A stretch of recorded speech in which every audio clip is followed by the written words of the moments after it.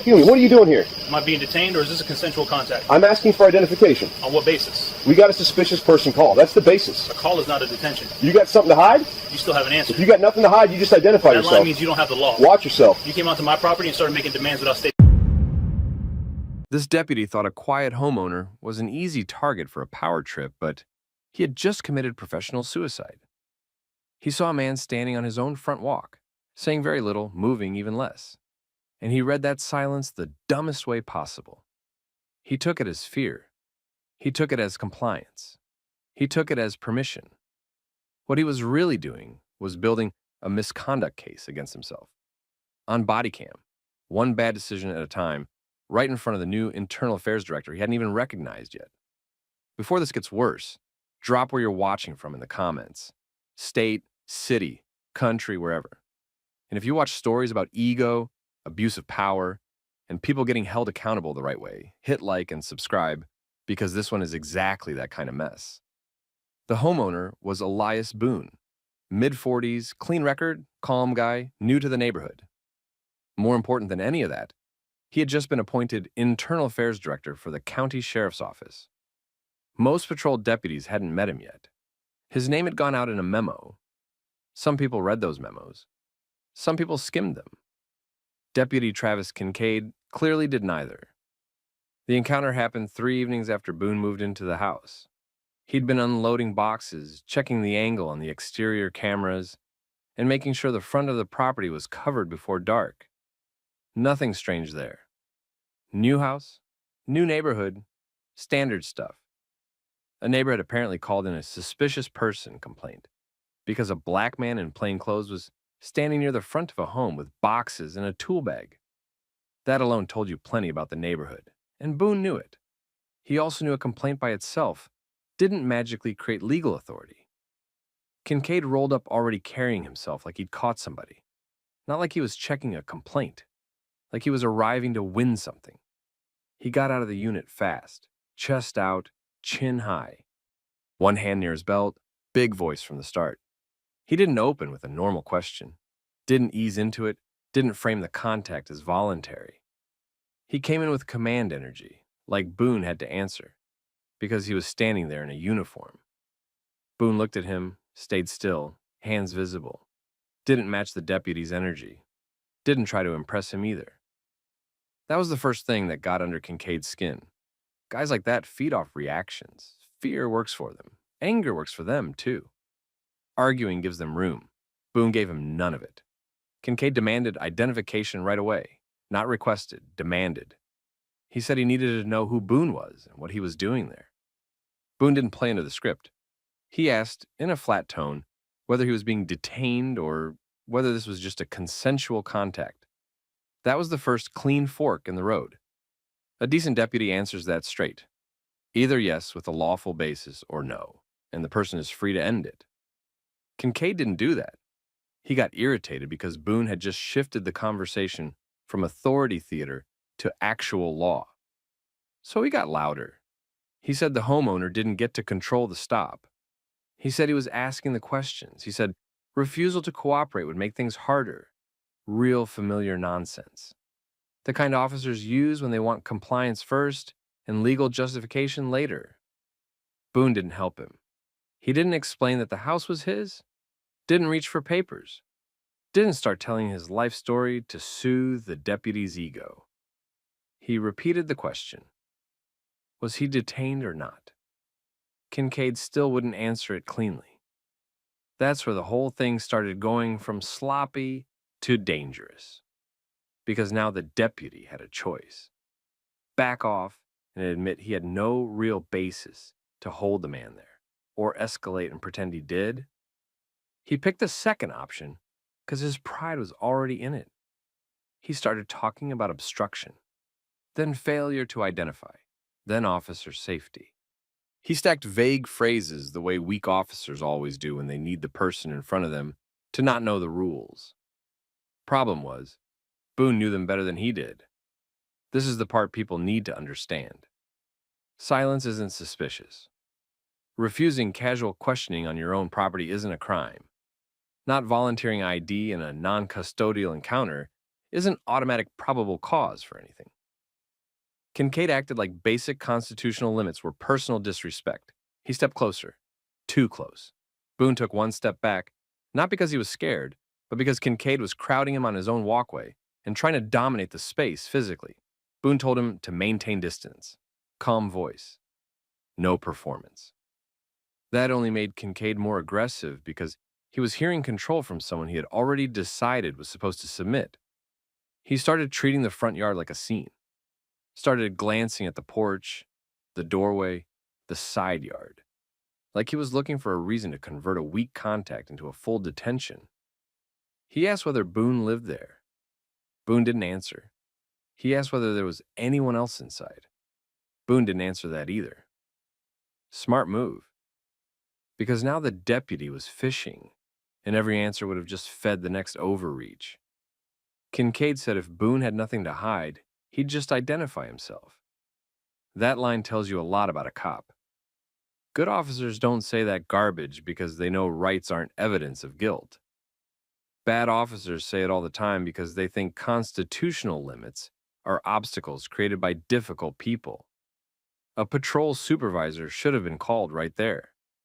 Kincaid should have either articulated a real basis for detention or ended the contact.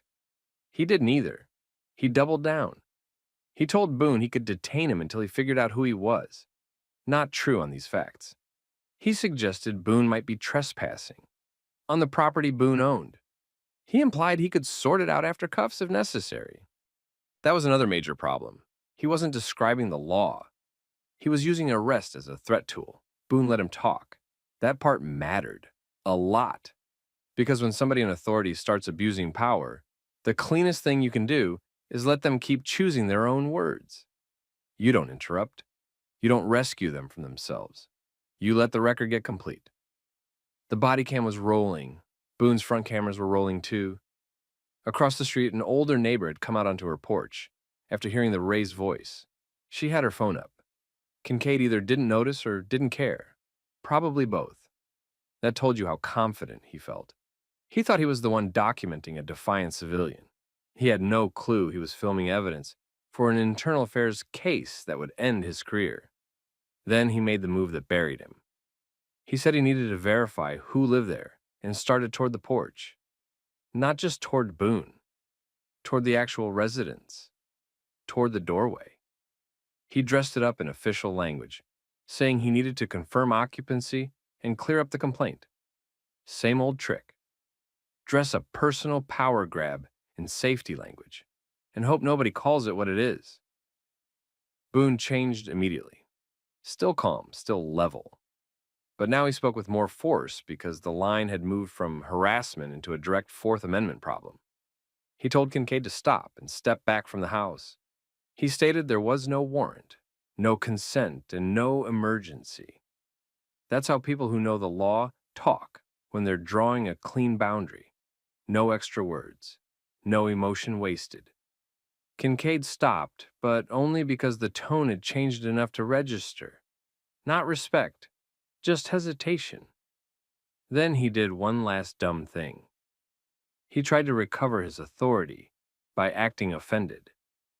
He asked Boone whether he understood who he was dealing with. And that's when the whole scene flipped. Boone reached into his jacket slowly, carefully, the way someone does when he knows cameras are on, and he knows exactly how this will be reviewed later. He pulled out a credential wallet and opened it just enough for Kincaid to see. Not rushed, not dramatic, controlled. Kincaid leaned in. Read the shield. Read the title. Then read it again. Internal Affairs Director, new appointment, County Sheriff's Office. The same office whose policies he had just shredded on camera. The same office that would now review every second of what he'd done. His whole body changed. Fast. The shoulders dropped first, then the jaw, then the stance. The swagger vanished so completely it was almost embarrassing to watch. He started talking in a different voice right away. Softer, quicker, messier. He tried to reframe the contact as a misunderstanding. Tried to act like everybody was just doing their job. That's what they do when the game ends and the record starts mattering. Boone didn't give him an exit. He identified each issue in real time.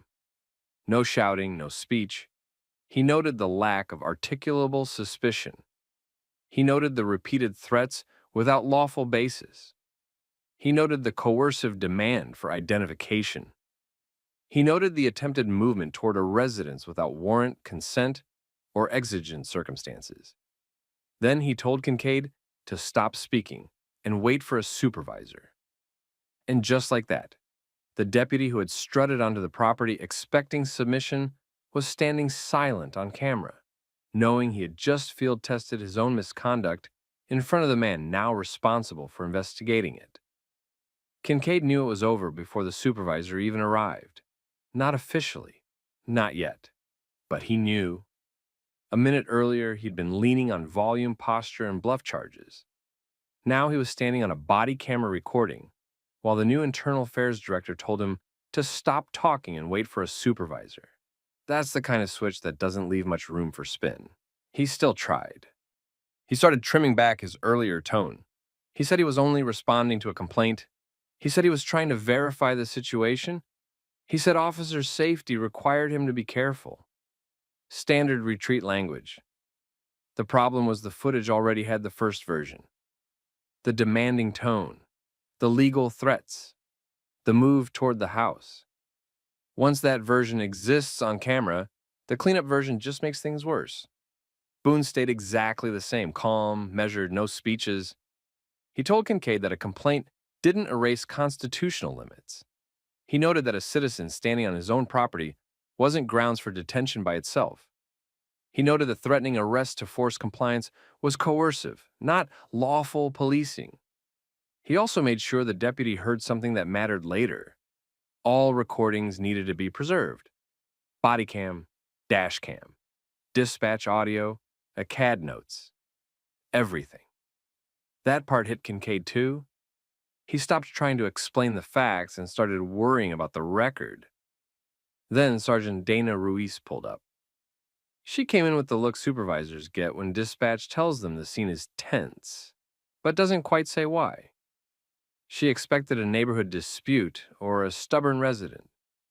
She did not expect to step into a scene where one of her deputies was standing rigid in front of a homeowner who had just identified himself as the county's new internal affairs director.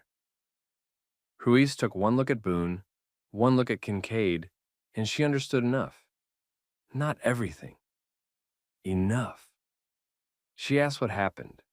Boone gave it to her in order, tight, clean, no filler. He described the initial contact, the failure to state a lawful basis for detention, the demand for identification without proper grounds, the threats of arrest, and the attempted advance toward the residence without warrant, consent, or exigency. He didn't dramatize any of it because he didn't need to. The facts were ugly on their own. Then Ruiz asked Kincaid for his version. That went badly. He tried to merge a voluntary contact with a detention, which never works when the audio exists. He claimed Boone had been evasive, as if refusing to chat was a crime. He suggested the property status was unclear, even though he had never actually investigated ownership before making threats. Then he made the mistake weak officers always make under pressure. He tried to frame his own escalation as the other person's fault. He said Boone had been uncooperative and confrontational. Ruiz looked at Boone. Boone was standing still, hands relaxed, speaking in a level voice, while Kincaid was sweating through a story that kept changing shape, sentence by sentence. Not a hard read. She asked the deputy a direct question. What was the specific crime he suspected at the moment he threatened detention? Kincaid had nothing solid. You could almost hear him reach for one. Suspicious person. Failure to identify. Possible trespass. None of it held up. Not on private property, not without more. Not after the homeowner had asked the right question from the start and the deputy had dodged it. That was the point where Ruiz stopped trying to salvage the street contact and switched to damage control. She separated them. Smart move, but late. She told Kincaid to stand by the unit and stop discussing the incident. Smarter move. Then she apologized to Boone in a professional tone, not because she could undo it, but because she understood the department was now staring at a documented misconduct case with command-level implications.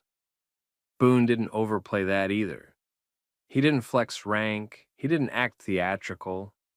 He told her the issue wasn't personal disrespect.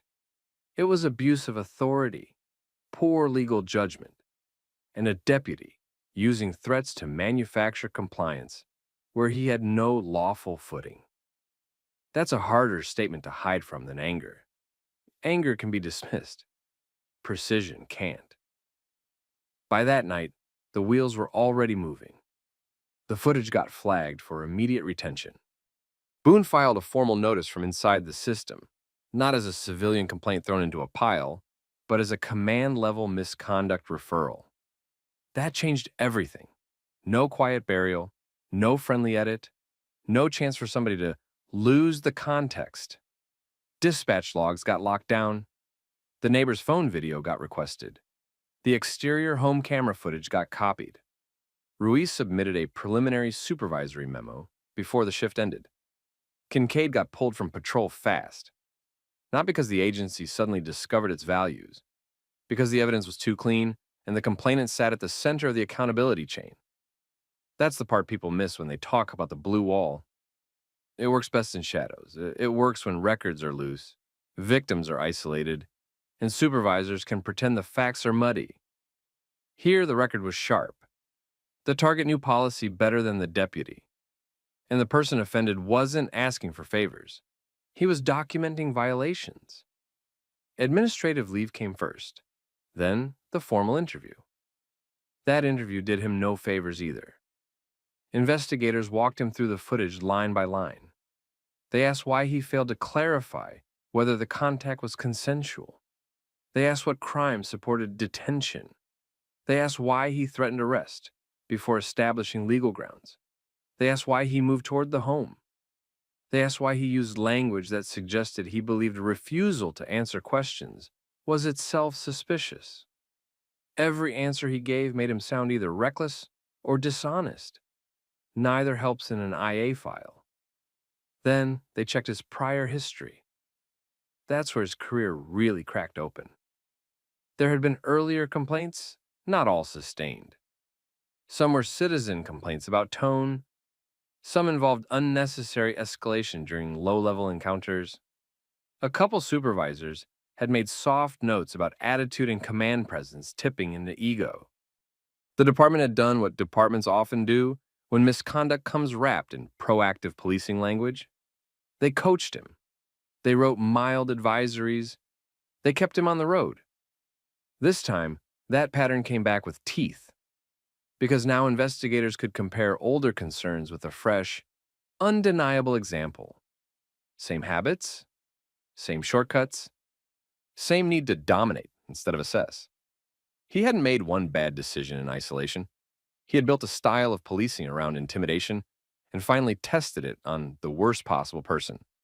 The disciplinary hearing didn't save him. He tried to argue intent, said he hadn't meant to violate anyone's rights, said he was making a quick field decision based on limited information. That's not enough. Agencies can forgive hard judgment calls when the law is close and the facts are messy. This wasn't that. The law wasn't close. The facts weren't muddy. He escalated a homeowner contact into a power contest because silence offended him. The sustained findings stacked up. Unprofessional conduct, abuse of authority, failure to properly articulate reasonable suspicion, improper threats of arrest, attempted warrantless intrusion onto protected property without lawful exception, false or misleading assertions of legal authority during a citizen encounter. That combination is poison in a hearing room. Termination followed, not reassignment, not a last chance agreement. Fired. After that came the state certification review, because once an officer shows documented dishonesty or constitutional disregard, it doesn't stay local for long. Even if another agency wants to gamble on him, those records travel. Boone's outcome looked very different. He didn't turn the incident into a personal victory lap. He turned it into training material. That's what made it count. The department used the case in 2026 recruit instruction and in-service refreshers, not with names blasted across slides for drama, with the facts, a citizen on private property, a vague complaint, a deputy who treated silence as defiance, a chain of bad legal assumptions, a body camera that captured the whole collapse. Recruits got asked the questions Kincaid should have asked himself. Is this consensual or a detention? What crime do I actually suspect? Can I articulate it? Am I using the law or am I using my mood? That's the real lesson. And the case traveled beyond training too. People in the county talked. Other residents came forward with their own stories about low-level harassment that never made headlines because nobody thought complaints would matter. Some did matter now. Supervisors had to re-examine how often suspicious person calls were treated like blank checks. Patrol briefings changed. Documentation standards tightened. Command staff paid more attention to repeat patterns that used to get brushed off as style issues. That's how change usually happens in real life. Not because a system suddenly grows a conscience, because one clean, undeniable case makes denial expensive. The broad lesson was simple. Kincaid thought authority came from volume, posture, and the public assumption that a uniform doesn't need to explain itself. Boone knew better. Real authority comes from law, restraint, and being able to justify what you do after the adrenaline is gone and the footage gets replayed in a quiet room. That deputy lost his job because he forgot something basic. A badge doesn't turn ego into lawful command. It just makes the abuse easier to record. And that's why the story stuck. Not because internal affairs won some dramatic showdown. Because a man who understood the system let that system see itself clearly. No yelling, no chaos. Just a deputy walking himself, step by step, into a career-ending record. Tell me what you would have done in that yard. Would you have answered him or let him keep talking and bury himself? And if you've ever seen somebody in uniform mistake silence for weakness, put it in the comments. Share the story with somebody who still thinks power and professionalism are the same thing, and subscribe for more stories like this. What are you doing around these cars? Walking to mine. Whose car? Mine. ID. I'm a deputy U.S. Marshal. My credentials are in the inside pocket of this jacket. Anybody can say they're federal. That's why you check it. Step away from the vehicle. All right. Turn around. On what basis? Suspicious activity. Walking to my own car. Imagine the shock when a deputy throws handcuffs on a man who says he's a U.S. Marshal and then refuses to check the credentials that could confirm it in seconds. That's how this mess started. Outside a crowded restaurant in full view of bystanders, a routine contact turned into an illegal detention because one deputy decided his own ego mattered more than protocol. This wasn't confusion. It was defiance, and it put him on a direct path to federal trouble. Before we get into it, tell me where you're watching from, and if you follow stories about abuse of power getting exposed on camera, hit like and subscribe. A lot of these cases only get taken seriously once the footage starts moving. The man in cuffs was U.S. Marshal Jordan Hayes, 42 years old, plainclothes, experienced, and still on duty.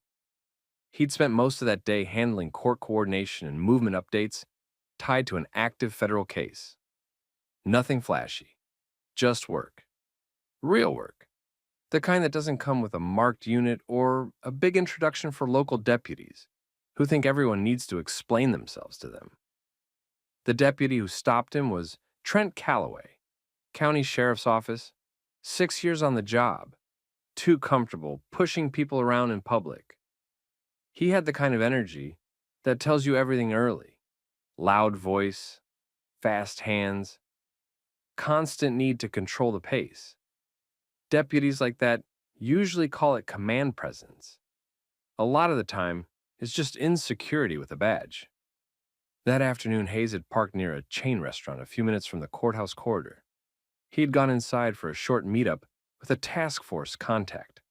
Quick conversation, case timing. Next day, logistics. Then he walked back out towards his vehicle with his phone, a file folder, and a jacket draped over one arm. Calloway was already in the lot. Later, he would say he was watching for suspicious behavior because of recent vehicle break-ins nearby. That excuse didn't hold up well. Hayes wasn't checking door handles. He wasn't circling cars. He walked straight to a vehicle he had parked himself.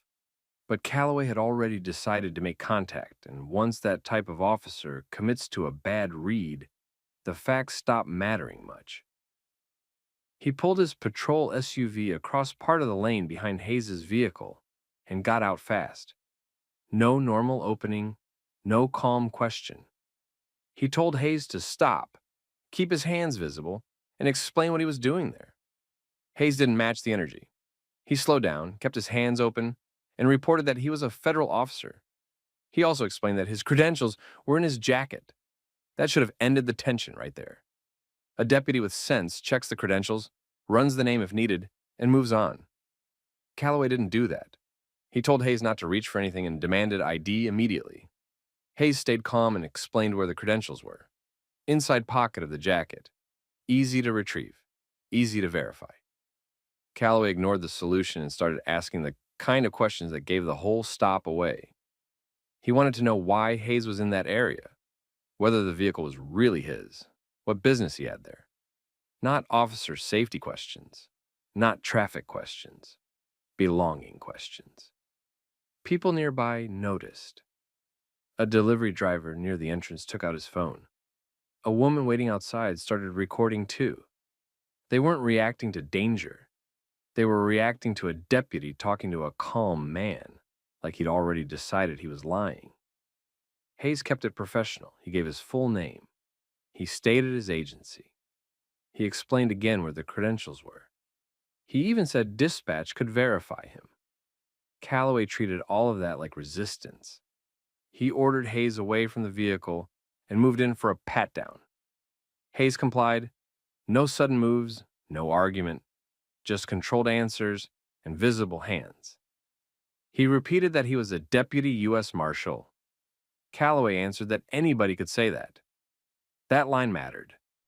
It showed he heard the identification and chose not to check it. Then he got on the radio and made it worse. He told dispatch he had a suspicious male who was claiming to be federal law enforcement and refusing proper identification. That was the first real point of no return. He wasn't just escalating in person anymore. He was building a false record while witnesses filmed the whole thing. Hayes asked what basis there was for detention. Fair question. He wasn't yelling. He wasn't posturing. He wanted an answer. Calloway didn't give one. He told him to put his hands behind his back. Hayes had a choice. Push back and risk the scene turning uglier, or comply and let the cameras do their job later. He complied. Calloway cuffed him right there in the parking lot. That image changed the whole scene. A plainclothes federal officer in handcuffs beside his own vehicle, while strangers stood a few yards away recording. Nobody looking at it thought they were watching good police work. And Calloway still kept going. He started pressing Hayes with more questions. Why plainclothes? Why the folder? Why no marked unit? Why he was near the restaurant? The questions weren't getting him anywhere. They just showed he had a fixed picture in his head of what authority was supposed to look like, and Hayes didn't fit it. A second unit pulled in a minute later. The backup deputy was Maya Bennett, older, steadier, and a lot less impressed with public theatrics. She stepped out, looked at Hayes in cuffs, looked at the witnesses with phones out, then looked at Calloway. Her first question was the right one. Had the credentials been checked yet? Calloway said no and tried to frame Hayes as evasive. Bennett looked at Hayes and asked for his name. He gave it. Same name, same agency, same calm tone, same explanation about where the credentials were. That's where the balance started to shift. Bennett didn't say much right away, but she didn't need to. She could already see the stop was off, and Calloway knew it. Bennett didn't need long to see the stop was wrong.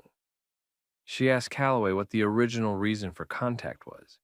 He said Hayes had been acting suspicious around parked cars. Weak answer. The parking lot had cameras. The restaurant had customers going in and out. Hayes had walked straight to one vehicle and never touched another one. Bennett could see that problem immediately. Then she asked the next obvious question. If the man was claiming to be a U.S. Marshal, why hadn't anybody checked the credentials he kept describing? Calloway answered like a man trying to protect a bad decision. He said Hayes was not being straightforward, and that he wanted to secure him first. That sounded better in his head than it did in the lot. Hayes was already cuffed, calm, still giving the same identifying information.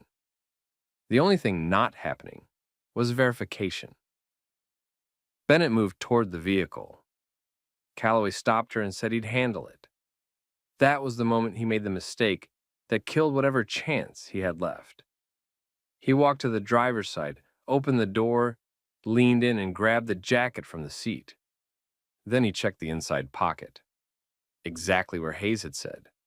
He pulled out a leather credential wallet and opened it.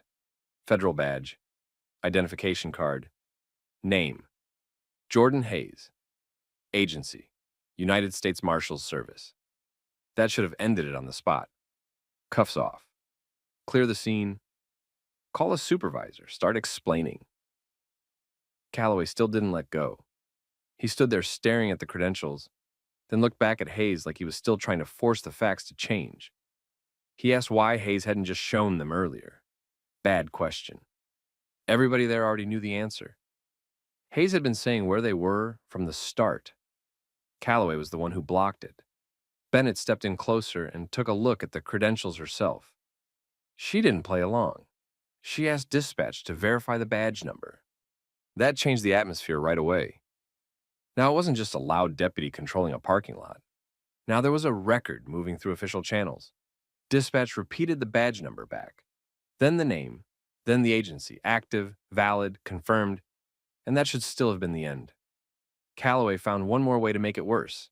He didn't remove the handcuffs. Instead, he started talking like the federal credentials created a bigger problem, not a smaller one. He shifted to the presence of a service weapon in the vehicle and tried to act like that justified everything. It didn't.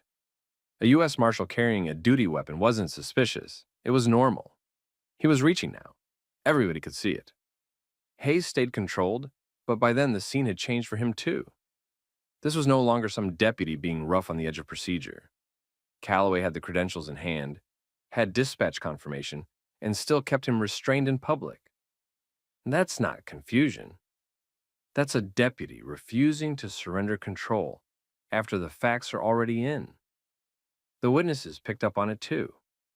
The delivery driver said out loud that the deputy had just confirmed the man was federal and still had him cuffed. The woman by the curb kept filming and moved closer. A couple leaving the restaurant stopped near the entrance and started watching. Nobody had to guess anymore. The central question was simple. Why was this still happening? Bennett asked Calloway, directly this time, whether he was taking the cuffs off. He didn't answer right away. That silence said enough. Then he started talking about officer safety and scene security, the usual language officers use when they've run out of lawful ground but still want to sound official. It wasn't convincing. Hayes was standing still. The credentials were real. The agency was verified. The only unstable thing in that parking lot was Calloway. Bennett called for a field supervisor. That radio traffic mattered. It meant another deputy on scene had stopped treating this like Calloway's stop and started treating it like a problem. Hayes then did something smart. He reported clearly and in front of everyone that he was requesting a supervisor and that his detention continued after confirmation of his federal identity. He was documenting with his voice, not for drama, for the record, because once a case like this gets reviewed, the timeline matters. Calloway heard that and finally seemed to realize how bad it looked. He took a step back, checked the lot, saw the phone still up, then looked at Bennett like he wanted support he wasn't getting. She didn't help him. She stayed where she was and kept the scene calm. A sergeant arrived within minutes. His name was Darren Pike, and unlike Calloway, he didn't walk into the scene trying to dominate it. He read it first. One man in cuffs. One backup deputy standing off to the side instead of backing the arrest. Several civilians recording. Primary deputy visibly tense. That kind of scene tells its own story. Pike asked for a summary. Calloway gave him one. Fast, defensive, and weak. Suspicious activity. Claim of being federal. Safety concern. Investigation ongoing. Then Pike asked Bennett. That was bad for Calloway because Bennett didn't cover for him. She kept it short. Hayes identified himself immediately. He described the location of his credentials accurately. Dispatch had already verified him. He was still in cuffs. Pike looked at Hayes after that. Hayes gave his name, agency, and the sequence cleanly. No speeches, no ranting. He explained that he had identified himself at first contact, reported the location of credentials, complied with commands, and remained detained after both physical and dispatch verification. That version matched the evidence already sitting in multiple phones and at least one body cam. Pike turned back to Calloway and asked the only question that mattered now. On what basis was Hayes still restrained? Calloway had nothing good left. He started with safety again, then suspicion, then the weapon in the vehicle. None of it held together. Pike told him to remove the cuffs. Calloway hesitated. That hesitation might have lasted only a second or two, but it was enough. Enough for Bennett to see it. Enough for the witnesses to catch it. Enough for Pike to realize this deputy wasn't just sloppy. He was refusing to come down, even under supervision. Pike repeated the order. This time, Calloway unlocked the cuffs. Hayes brought his hands forward and rubbed his wrists once. He didn't make a scene. Didn't need to. The damage was already done, and everybody in that lot knew it. Pike handed the credentials back to Hayes and started trying to lower the temperature. Too late for that. The scene was already beyond local cleanup. Hayes informed him that his office would be notified immediately and that all identifying information for the deputies on scene would be documented. Again, not drama. Procedure. Calloway stood off to the side now, quiet for the first time since the stop started. That was the first smart thing he'd done all afternoon, and even then it was too late. Because while he was trying to recover, the federal side was already starting to move. Hayes had missed a scheduled case check-in during the detention window. That by itself was enough to trigger a call from his office. One of the witness videos was already being texted around locally. The badge number had been confirmed over dispatch. A county deputy had handcuffed a verified U.S. Marshal in public and kept him detained after confirmation. That kind of mess travels fast, and once federal supervisors got the basic outline, Calloway's problem stopped being a county complaint. It became a federal one. The federal office moved quickly once Hayes missed his scheduled check-in. That wasn't something people brushed off. He was active on assignment and then suddenly unavailable during a detention that had already been partly verified through county dispatch. Once that information reached his office, supervisors started moving. About 12 minutes after the cuffs came off, 2 federal vehicles pulled into the lot. The supervisors got out and went straight to Hayes. The first was Supervisory Deputy U.S. Marshal Vanessa Cole. With her was Inspector Ryan Sutter, who handled internal coordination on incidents involving federal personnel. They checked Hayes first, not the deputies. That told everyone there exactly where the priority was. Hayes gave them the timeline in order: initial contact, immediate identification, location of credentials, handcuffs, dispatch verification, continued detention after confirmation. Cole listened, then asked one question that mattered more than anything else. Was he still in cuffs after his identity had been confirmed? Hayes said yes. After that, Cole turned to Sergeant Pike and asked who had initiated the stop. Pike indicated Trent Calloway. Calloway tried to explain before anyone asked him to. He said he had seen suspicious behavior near parked vehicles, that Hayes had claimed to be federal, and that he had detained him while sorting things out. It was weak. Worse, it was already contradicted by what Hayes had said, what Bennett had seen, and what the witnesses had recorded. Cole asked for specifics. What suspicious behavior? What crime? What justified continued detention after the credentials were found, and dispatch confirmed them? Calloway didn't have clean answers. He bounced between suspicion, safety, and the presence of a firearm in the vehicle. None of it helped him. A U.S. Marshal carrying a duty weapon was not suspicious. It was normal. Then Cole asked whether Hayes had ever refused to identify himself. Calloway said he hadn't provided proper identification at first. Hayes corrected that immediately. He said he identified himself on first contact, gave his full name, stated his agency, and explained where the credentials were. Maya Bennett confirmed that. She didn't hedge. She didn't soften it for Calloway. She just confirmed it. That changed the scene. Now, Calloway wasn't just dealing with a federal supervisor and the man he detained. His own backup deputy was confirming that Hayes had been consistent from the start. Cole then asked Pike whether Calloway was being removed from active control of the scene pending review. Pike paused for a second and then told Calloway to step back and surrender scene control. Another deputy was told to stand with him. He wasn't under arrest right there, but he was done running anything. That hit him hard. A few minutes earlier, he had been acting like the whole parking lot moved on his command. Now he was off to the side, while other people handled the consequences of his stop. He tried to push back, said he had been doing his job, said people were second-guessing him after the fact. That didn't work either. The problem wasn't hindsight. The problem was that Hayes gave him the answer at the start and Calloway ignored it. Cole asked Hayes whether he wanted medical documentation for the cuffs and whether he intended to file formal federal notice of unlawful detention. Hayes said yes to both. That made the next steps unavoidable. Once medical documentation was requested, the wrist restraints became part of the record. Once Hayes confirmed formal notice, this stopped being something the county could smooth over with a vague statement and an internal memo. Then the witness evidence got folded in. The delivery driver who had started recording earlier approached and said he had video covering most of the detention, including the point when the credentials were found. The woman near the curb had footage from earlier in the stop. Sutter took both of their details immediately.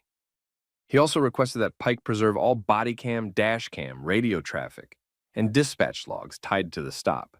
Pike agreed. He didn't have much choice. At that point, Calloway made one more mistake. He muttered that none of this would have happened if Hayes had just complied from the start. Cole heard him. So did Pike. So did Bennett. And that line exposed the whole problem. He still thought this was about obedience. Not law, not procedure. Obedience. Cole shut that down right there. She told him Hayes had complied. The issue was that Calloway ignored federal identification, continued the detention after verification, and kept changing the basis for the stop when each excuse failed. That was the end of the argument. Hayes gave his final on-scene account, documented the deputy names and badge numbers, and prepared to leave with Cole and Sutter. Before he did, he looked at Pike and said a badge did not give anyone permission to ignore the law. That line followed the case later for a reason. It was simple and completely accurate. Hayes left with the federal supervisors. Calloway stayed in the lot with his own chain of command. His body camera unit was collected. He was ordered to provide an immediate written summary. Pike also wanted a separate explanation for one specific issue: why Hayes remained in cuffs after dispatch confirmed who he was. There was no good answer to that question.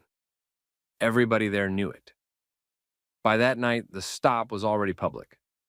The first clip spreading online showed the worst part for Calloway. He had Hayes' federal credentials in hand.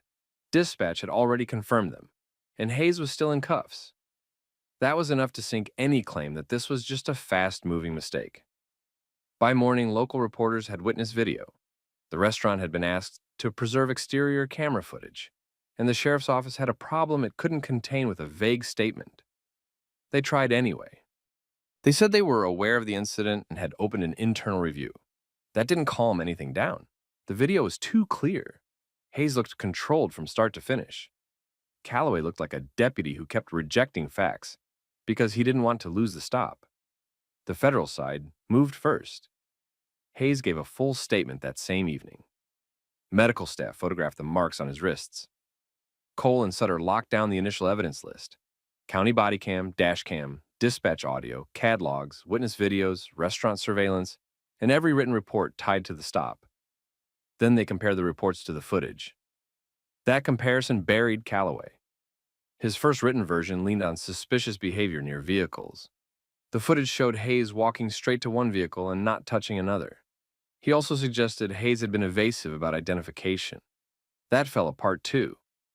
Hayes had identified himself right away and kept repeating the same information. Then there was the biggest problem: the continued detention after confirmation. Calloway had no clean explanation for that, because there wasn't one. The sheriff's office put him on administrative leave within 48 hours. That still wasn't the end of it. Once command staff pulled his history, the pattern got harder to ignore. Prior complaints, traffic stops that escalated too fast, repeated accusations that he got aggressive the moment someone questioned him. None of that had stopped him before. Now it all came back at once, because that's how these cases go. Departments ignore the warning signs for years, then act surprised when one deputy finally blows up on camera. Bennett's statement made things worse for him, too. She confirmed Hayes had been consistent from the start, and that verification had been available early. Pike's report didn't help either. He documented that Calloway had no solid reason for keeping Hayes restrained after dispatch confirmation. That pushed the case beyond internal discipline. The U.S. Marshals Service filed a formal complaint. The U.S. Attorney's Office was notified. A civil rights review started looking at whether the detention crossed into a federal violation under color of law. At the same time, Hayes hired counsel and prepared a civil claim against the county and Calloway personally. That was a pressure from every direction. The county tried damage control. They talked about retraining, review procedures, better coordination with federal agencies, standard language. Too late. The real problem wasn't lack of policy on paper. The problem was one deputy thinking he could ignore the facts in front of him and force the situation his way.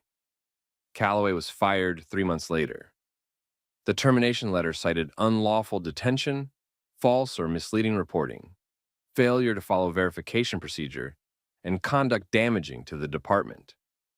The state certification board opened its own review after that. Losing the job was bad. Losing the license was worse. Once that process started, he wasn't just out of one department. He was looking at the end of law enforcement as a career. Then came the civil side. Hayes' claim was strong for one reason above all others. The facts were simple. He identified himself. He explained where the credentials were. They were found exactly where he said. Dispatch confirmed him. The detention still continued. Juries understand that kind of timeline fast. The county settled before trial. They paid Hayes, agreed to outside review of detention and identity verification procedures, and adopted a rule requiring field supervisors to respond immediately when a local officer detains a verified federal law enforcement officer or disputes on-scene credentials. They also expanded Bodycam preservation rules in cases involving civil rights complaints. Hayes went back to work. That part matters. He didn't turn into a celebrity. He didn't start doing interviews every week. He went back to the job, but the case followed him in one useful way. Inside federal circles, it became a training example. Local ego, bad stop, ignored credentials, public detention, confirmed identity, no off-ramp. Exactly the kind of failure that can wreck a department and expose it to federal review. Calloway's name followed the case too, for the opposite reason. He became the example of what happens when an officer treats authority like personal control instead of legal responsibility. And that's the point of this whole story. Jordan Hayes stayed calm, stayed precise, and let the facts hold. That's what saved him. Calloway kept pushing after the truth was already in his hands. That's what finished him. A badge gives authority. It doesn't cancel the law. Let me know what you would have done in Hayes' position. And if you've ever seen an officer double down instead of admit a mistake, drop that in the comments too. Share the story with somebody who needs the reminder, and subscribe for more stories like this.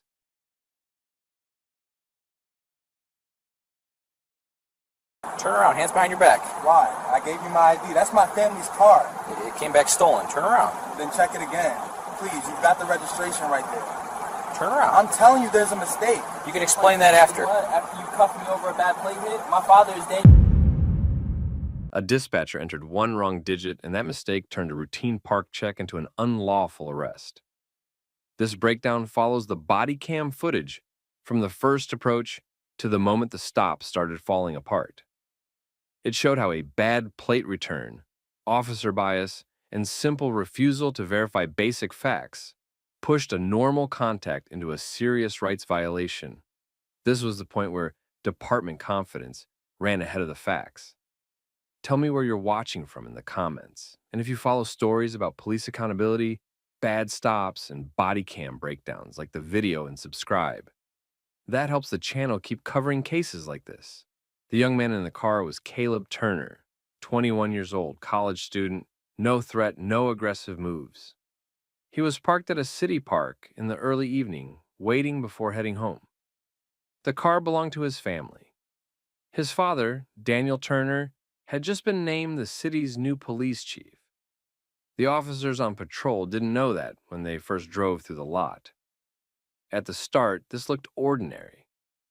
Two officers rolled through the park during a routine patrol. They checked parked cars, looked around the trail entrance, and ran plates the way patrol units often do when they want to show presence and maybe find something minor before the shift ends. One officer ran Caleb's plate. Dispatch came back with a stolen vehicle hit. That changed the stop in seconds. The body cam showed it clearly. The officers walked up calm, then tightened up as soon as they heard the return. Their tone got sharper. Their posture changed. One moved into command mode. The other started watching Caleb like he expected trouble. That reaction is the first thing that stood out on the footage. They treated the computer return like final proof, not the start of a check. That's where the stop started going bad. Caleb stayed seated and answered questions. He explained that the car belonged to his family. He gave his ID. He told them why he was at the park. His answers stayed steady. He didn't act like someone trying to hide anything. The officers didn't adjust to that at all. They kept pushing from the assumption that the car had to be stolen. Every answer Caleb gave went through that filter. If he stayed calm, they read it as rehearsed. If he explained too much, they read it as suspicious. Once they decided the screen was right, they stopped testing whether the screen could be wrong. That's the real issue in stops like this. Not just the error, the mindset after the error. A stolen plate return should trigger verification. It should not end the thinking process. Officers still have to match the information to the car, the driver, the registration, and the actual situation in front of them. They still have to ask whether the facts line up. These officers didn't do that. Caleb told them the vehicle was not stolen. He said there had to be a mistake. Then he gave them one more piece of information.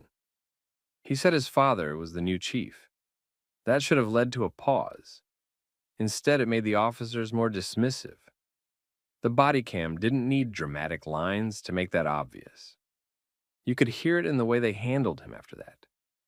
They treated the claim like a bluff, not something to verify, not something to note and pass up the chain.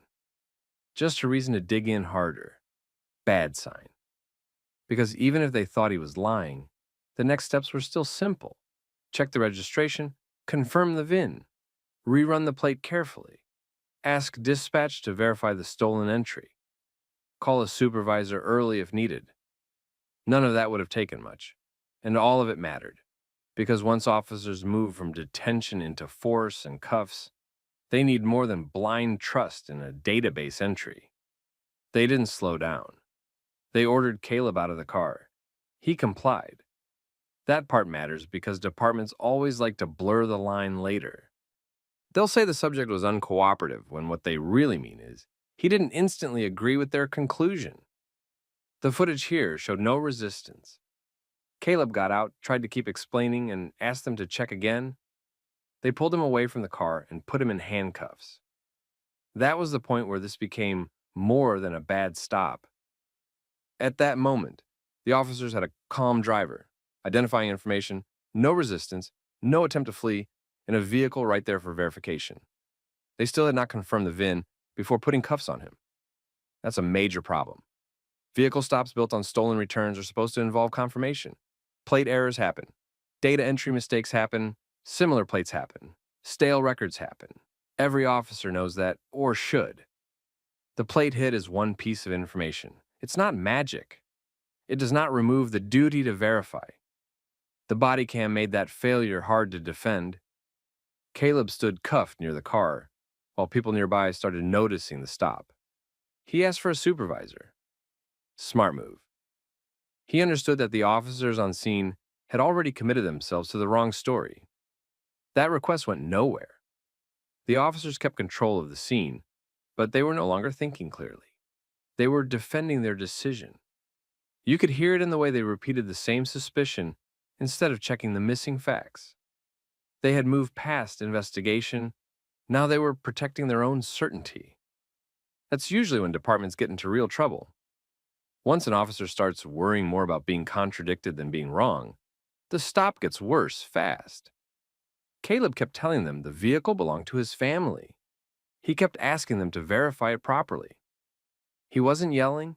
He wasn't making threats. He was trying to get them to do basic police work. They still didn't check the one thing that could settle it fast. The VIN sat on the vehicle. The registration trail was available. Dispatch could have confirmed the exact entry tied to the stolen report. The officers had options. They chose force first and accuracy second. That choice is what made the body cam footage so damaging later. Not because the scene looked chaotic, because it didn't. It looked controlled, clean, official, and still wrong. That's how people get trapped by bad policing. Not always through wild violence. Sometimes through calm, organized mistakes, backed by badges and routine language. Then the first sign of trouble hit the radio. Dispatch came back with a less certain tone. One of the officers paused and listened. Not long. Just enough for the body cam to catch a change. The confidence on scene had started to crack, even if they hadn't admitted it yet.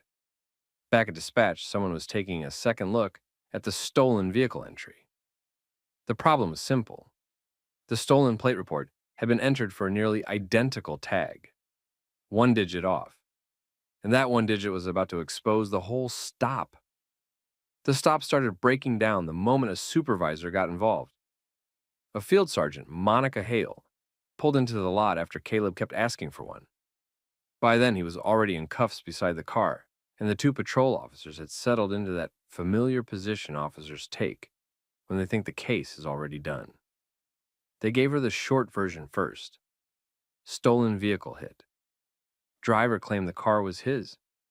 Then he claimed his father was the new chief. That last detail got her attention. Not because she believed it on the spot, because it was specific. Specific claims get checked. They don't get ignored. She looked at Caleb, asked for his full name, then looked back at the officers. The body cam showed the first real pause in the whole scene. Up to that point, nobody on scene had acted like the stop needed fresh review. Hale did. That changed the pace. She asked the basic questions that should have been asked earlier. Had they confirmed the VIN? Had dispatch read back the full stolen entry? Did the registration match the car? Had the driver shown ID? None of those questions should have come that late. But they did. The answers weren't good. Caleb had shown ID. The registration issue hadn't been fully resolved on scene. The VIN had not been confirmed before he was cuffed. The officers were still leaning almost entirely on the initial plate return. That's weak police work. No nice way to say it. A stolen hit can justify caution. It does not justify skipping verification. Once Hale realized they had taken a compliant driver out of a car and cuffed him without confirming the vehicle itself, she stopped treating the stop like a normal patrol arrest and started treating it like a possible department mistake. She got on the radio and asked dispatch to verify everything again. Full plate, state, vehicle description, entry source. This time, the radio traffic sounded different. not clean, not confident. Short pauses. Repeated numbers. One dispatcher speaking, then stopping, then correcting herself. The officers on scene heard it too. You could see it in the way they stopped moving around and started listening harder. That was the turning point. Back at dispatch, the original stolen entry was being reviewed line by line. The plate attached to the stolen report looked almost identical to Caleb's plate. Same letters, same pattern. One digit was different. That single digit had been entered wrong during an earlier call, and nobody caught it before it went live in the system. So the officers had been working off a false hit the whole time. Hale asked dispatch to read both plates again. Slowly. They did. That ended it. The stolen entry belonged to another vehicle. Not Caleb's, not that car, not that stop. Everything the patrol officers had built the detention around collapsed right there over the radio. The Bodycam caught the shift immediately. The officers who had been certain a few minutes earlier stopped talking the same way. The tone changed first, then the posture. They were no longer managing a stolen vehicle arrest. They were standing in a park with a handcuffed college student they had no legal basis to hold. And it got worse for them fast. Hale asked one more question. She asked for Caleb's father's full name. He gave it. Daniel Turner, the new chief. Now the scene had two separate failures attached to it. First, the false stolen hit. Second, the fact that the officers had ignored a claim they could have checked early, then escalated before verifying anything that mattered. Hale didn't waste time. She ordered the cuffs off. That part of the footage mattered because it showed how simple the correction could have been if anyone had used judgment earlier. Caleb had been detained, removed, and cuffed over a data entry mistake and officer pride. Then one supervisor asked the right questions, and the whole case ended in under 2 minutes. That tells you everything. Caleb got his hands free, but the damage was already done. He had been publicly cuffed in a park, treated like a thief, and dismissed every time he tried to correct them. The officers started giving him the usual cleanup language. They said there had been confusion. They said they were following the return. They acted like this was an unfortunate mix-up instead of a chain of bad decisions. It wasn't just a mix-up. The dispatcher made the first mistake. The officers made the stop worse. That distinction matters. A clerical error can happen. The unlawful detention came from human choices after the error. Hale seemed to understand that. She pulled the officers aside and started asking questions away from Caleb in the car. The Bodycam couldn't catch every word, but it caught enough. She wanted to know why the VIN hadn't been checked, why the detention moved so fast, why nobody slowed down once the driver gave ID and made a verifiable claim. They didn't have strong answers. By then, Caleb was standing near his car, working through the anger in a controlled way. He wasn't yelling. He wasn't putting on a show. He was focused. He asked for names, badge numbers, supervisor information. He knew this had gone past apology territory. He was right, because now the call had moved beyond the park. The error had been confirmed. The chief had been notified. And inside the department, people were already figuring out that the new administration's first internal crisis had just arrived through a Bodycam file. Once the chief was notified, the incident stopped being a bad park arrest and became a department problem. Chief Daniel Turner didn't rush in yelling. That would have made it personal too fast, and he knew it. He handled it as both a father and the head of the department. That mattered because every move after that had to survive review. Internal, legal, public. By the time he got the first briefing, the basic facts were already clear. His son, Caleb Turner, had been detained in handcuffs during a park stop because dispatch attached a stolen vehicle entry to the wrong plate. The patrol officers had relied on that return, ignored signs that the stop didn't add up, and failed to confirm the VIN before escalating. That last part stood out. The dispatch error explained the stop. It did not excuse the detention. Inside the department, people started separating those two failures right away. One was clerical, the other was operational. The clerical mistake came from one wrong digit. The operational failure came from officers choosing speed over verification and then refusing to slow down once the stop started looking weak. That distinction shaped everything that followed. The chief ordered immediate preservation of all body cam footage, radio traffic, CAD logs, dispatch entries, and supervisor notes. No gaps, no selective review. He wanted the full timeline locked down before anyone started rewriting their memory of the stop. Smart move. And that's how you stop the usual cleanup process before it starts. Then he removed the case from casual internal handling and kicked it into formal review. The patrol officers were pulled off regular duty pending that review, not fired on the spot, not publicly defended either, just moved out of the field while command staff examined the stop step by step. That was the first signal that this administration wasn't going to wave it off as a harmless mistake. Dispatch got reviewed too. The communications center had to answer for how the stolen entry got attached to the wrong plate and why the error stayed active long enough to trigger a felony-style stop. The dispatcher involved, Angela Ross, had not invented the plate out of nowhere.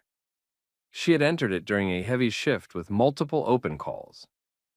That explained how it happened. It did not solve the control problem. A system that lets one wrong digit sit unverified in a high-risk category has its own weakness. That's what made this bigger than one bad officer and one bad entry. The department had a chain failure. Dispatch entered the wrong plate.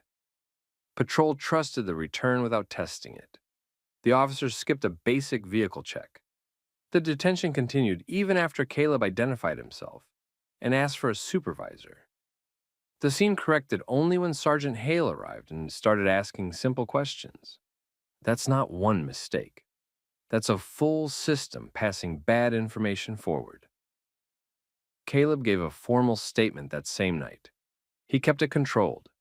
He described the stop, the handcuffing, the requests he made, and the officer's refusal to verify the car before treating him like a suspect. He didn't need to exaggerate anything. The footage already did the work. That footage became the department's biggest problem. Not because it showed some huge violent scene, because it showed something harder to defend. Calm error, confident error, professional-sounding error. The kind that looks normal to people inside the system until someone outside the system asks one direct question. Why didn't they verify the car before cuffing him? No clean answer existed. The chief released a short public statement after the first review meeting. He confirmed that his son had been wrongfully detained during a traffic-related stop tied to an inaccurate stolen vehicle entry. He said the department would review both dispatch procedures and patrol verification standards. He also made one point very clearly. No resident should need a connection to command staff to get basic facts checked before force is used. That line landed, because everybody understood what sat underneath it. Caleb got fast attention once his last name registered with the right supervisor. Most people don't get that. Most people stay in cuffs longer. Some get booked. Some get charges dropped later and are told the system worked because the mistake was fixed in the end. That's not the system working. That's the system cleaning up after itself. City officials picked up on the case almost immediately. The mayor's office wanted a briefing. The city manager wanted to know whether exposure existed for a civil claim. The legal division started looking at unlawful detention, policy compliance, and whether training records would make the city look worse if the case went public. They had reason to worry. The policy issues were direct. Officers were expected to confirm vehicle identifiers when possible before making an arrest based on a database return. Supervisory review was supposed to matter once a subject gave verifiable information that conflicted with the initial hit. The footage raised questions on both points. The officers had options. They didn't use them. The union got involved too. Predictable. It framed the stop as a good faith reliance issue. That argument only went so far. Good faith weakens fast when basic confirmation steps are skipped. The city knew that. Command knew it. The body cam made it hard to hide. Within days, the department had opened 3 separate tracks. Internal Affairs reviewed officer conduct. Communications supervisors reviewed dispatch practices. Command staff reviewed training on stolen vehicle stops, field verification, and supervisor intervention. That's when the story stopped being private. Word spread inside the department first, then outside it. Officers talked, dispatchers talked. Somebody mentioned the chief's son. Somebody else mentioned Bodycam. By the end of the week, the incident had moved from internal embarrassment to community conversation. And once that happened, the department lost control of the narrative. People started asking the obvious question. If this happened to the chief's son in a city park, with ID, with no resistance, and with a supervisor eventually recognizing the name, what happened to everyone else who didn't have that protection? That question stuck. It also put pressure on the chief. He couldn't treat Caleb like a special victim. He had to treat him like what he actually was in this case. Proof that the system could fail anybody. So he did the harder thing. He let the review keep moving. The review kept moving because it had to. Once command staff finished the first pass through the footage, the department could no longer treat the arrest as a simple park stop mistake. The facts were too plain. Caleb Turner had been detained in handcuffs on a false stolen vehicle hit. The plate return was wrong. The VIN was not checked before the detention. A supervisor had to step in before the stop got corrected. That's not a close call. That's failure. Internal Affairs sustained the main complaints against the 2 patrol officers, not because they ran the plate. That part was normal. They got hit for what happened after the return came back. They escalated without confirming the vehicle. They ignored conflicting information from the driver. They kept the detention going after clear signs that the stop needed verification, not force. The penalties reflected that. The lead officer lost street duty and took a suspension. The second officer was suspended too and sent back through remedial training on vehicle stop verification, detention standards, and supervisor escalation. The department didn't try to sell that as strong enough to fix everything. It wasn't. But it put something on the record. The stop violated policy. Dispatch faced consequences too. Angela Ross, the dispatcher tied to the wrong entry, was placed under formal review and removed from high-risk call coding until retraining was complete. That part was awkward because everybody inside the building knew dispatchers work under pressure and make fast entries all shift long. Still, pressure doesn't erase accountability. A stolen vehicle entry carries enough risk that one digit can wreck somebody's night or worse. That brought the department to the bigger problem. The real issue wasn't only the typo. It was the lack of safeguards around the typo. One wrong digit should not move untouched from the communications center to a field detention without somebody checking it against the actual vehicle. That was the hole this case exposed. The department's own process let bad information travel too far. So the chief used the case to force changes. New verification rules were issued for stolen vehicle stops.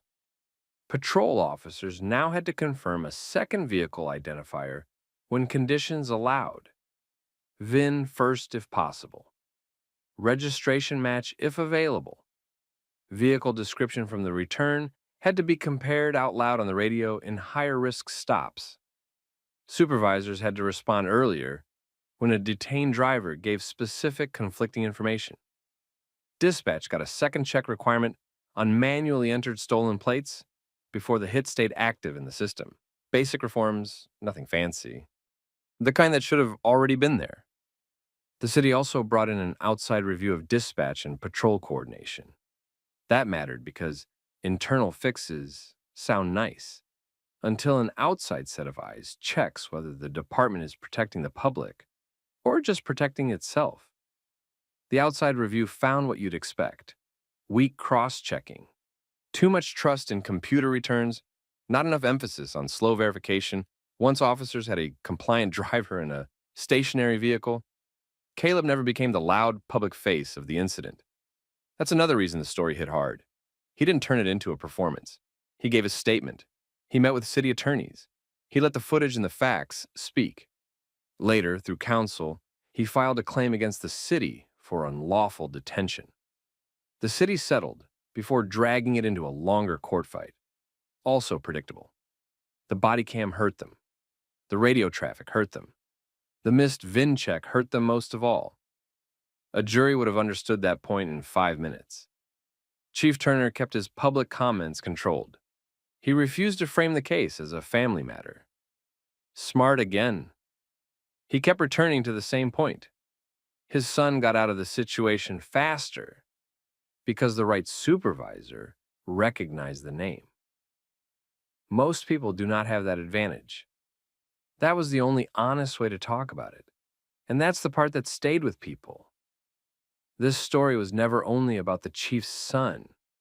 He just happened to be the one in the cuffs that night. The real story was what the footage showed about the system.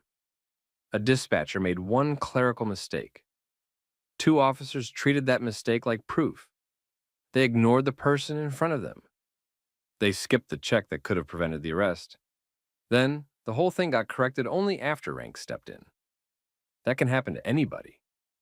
A lot of people watched this case and focused on the embarrassment. New chief, wrongful arrest, his own son, easy headline. That wasn't the important part. The important part was how ordinary the failure looked until it collapsed. No wild chase, no fight, no dramatic chaos. Just routine procedure, done badly by people too certain they were right. That's why these videos matter. They show how bad policing often works in real life, not always through explosions. Sometimes through paperwork, tone, assumptions, and officers who stop thinking once the screen gives them a result. That's what made this case bigger than one bad stop in a park. It exposed how thin the line can be between normal patrol work and an unlawful detention when nobody slows down to verify. Caleb moved on. The department didn't get to move on as easily. The incident stayed in training. Supervisors referenced it. Dispatch referenced it. Officers heard about it every time stolen vehicle procedure came up. That was the one useful thing that came out of it. The case became an example inside the building, not just outside it. It should have, because the lesson wasn't complicated. A database can be wrong. A dispatcher can mistype one digit. An officer can lock onto the wrong conclusion. Every one of those things can happen. The test is whether somebody in the chain still does the basic work and checks the facts before taking somebody's freedom. In this case, they didn't. Not until it was too late. So that's the story. A routine patrol. One bad entry. 2 officers who trusted the screen more than the situation. A supervisor who finally asked the right questions. And a department forced to admit that the stop never should have happened. Drop your thoughts in the comments. What should the officers have done the moment Caleb gave ID and said the car was his? Have you ever seen a case where a simple verification step would have changed everything? Share this with somebody who follows body cam breakdowns and police accountability stories. And subscribe if you want more real cases told straight. Hands up, don't move. My hands are up. I'm federal law enforcement. Get on the ground. Federal air marshal on active duty. You need to verify that through the proper channel. On the ground, now.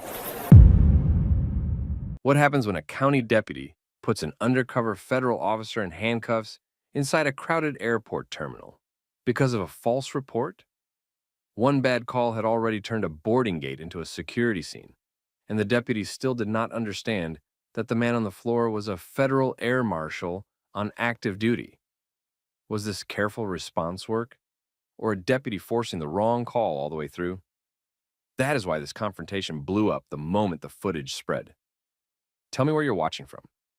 If you follow stories about body cam mistakes, bad detentions, and real accountability, like the video and subscribe.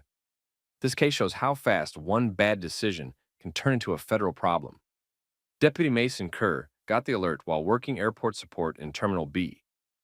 Dispatch told him a man near Gate 22 had a firearm and was acting suspiciously. That kind of call changes everything in an airport. Kerr moved through the concourse fast, past a row of passengers waiting near the boarding lane, and found the man standing near the seating area with a carry-on beside him. The man was Julian Cross, a federal air marshal. Cross was dressed like any ordinary traveler because that was how the job worked.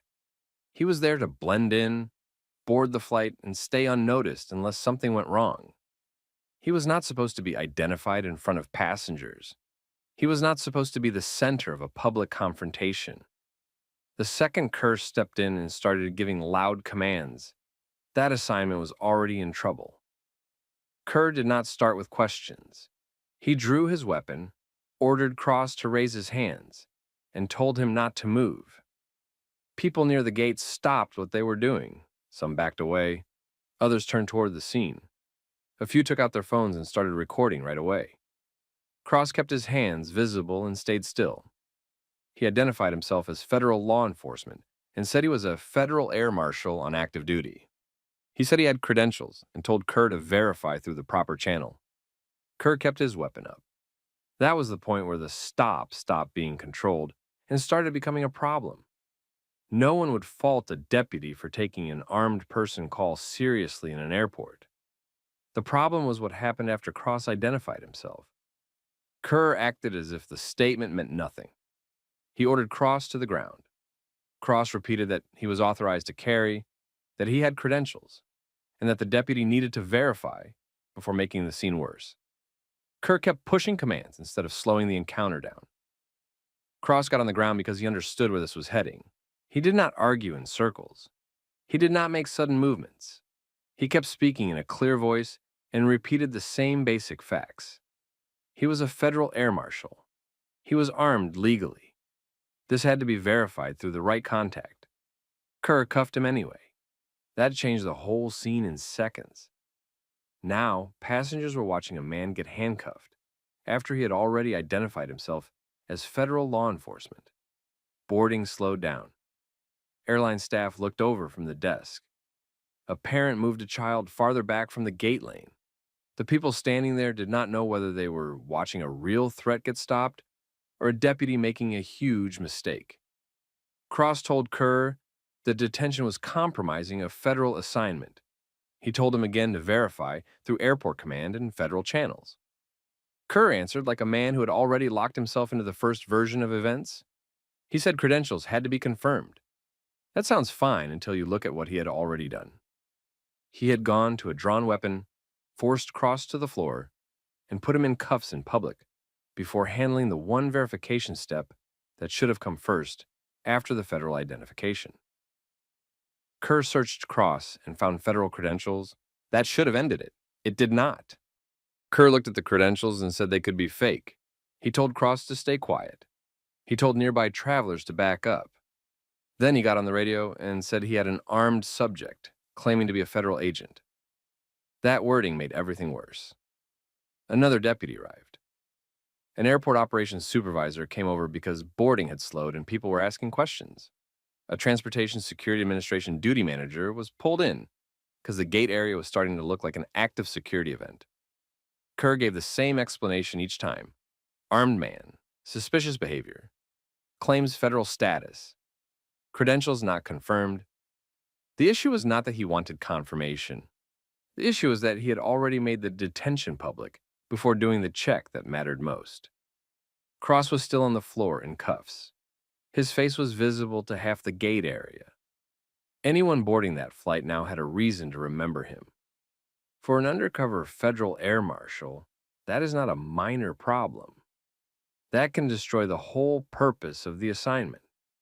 This is where these Bodycam cases become easy to read.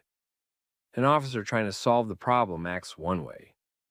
An officer trying to defend his own earlier decision acts another way. Kerr looked like he was doing the second one. The airport supervisor asked whether the man had provided identification. Kerr said yes, but it had not been verified. Cross repeated the same statement he had made from the start. He identified his agency, said he was on active duty, and asked for a supervisor and federal confirmation. He stayed calm. He did not resist. He did not behave like a threat. Kerr still treated him like one. More travelers stopped to watch. More phones went up. People started guessing. Some thought Cross was an armed suspect. Some thought he was pretending to be law enforcement. Others were starting to realize the deputy might be in the wrong. That is how public confusion spreads in real time. People do not need full facts. They just need a scene big enough to start filling in the blanks themselves. Then Sergeant Leah Barton arrived. She moved in, got Kerr's summary, and heard the same version he had already told everyone else. Armed man near the gate. Suspicious conduct. Claimed to be a federal air marshal. Credentials not verified. Then she addressed Cross directly. He identified himself again, said he was on duty, and told her to contact Federal Dispatch immediately. Barton understood the problem right away. A false report inside an airport is serious. A county deputy publicly detaining an undercover federal air marshal is worse. At that point, she knew the next few minutes would decide whether this stayed a bad stop or turned into a full interagency disaster. That was how it started. One false report, one deputy who escalated before verifying, one federal officer exposed in front of a terminal full of travelers. And the scene was still building. Sergeant Leah Barton knew right away that she was not looking at a normal airport detention. She had a county deputy holding an armed man in cuffs near a boarding gate. That man was calm, specific, and consistent. He said he was a federal air marshal.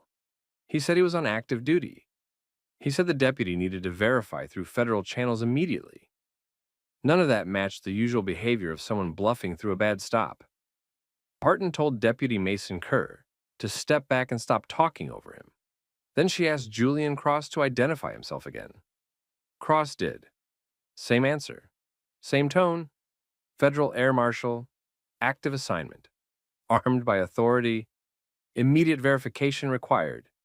He did not try to make a speech. He did not over-explain. He gave her the exact information she needed and nothing extra.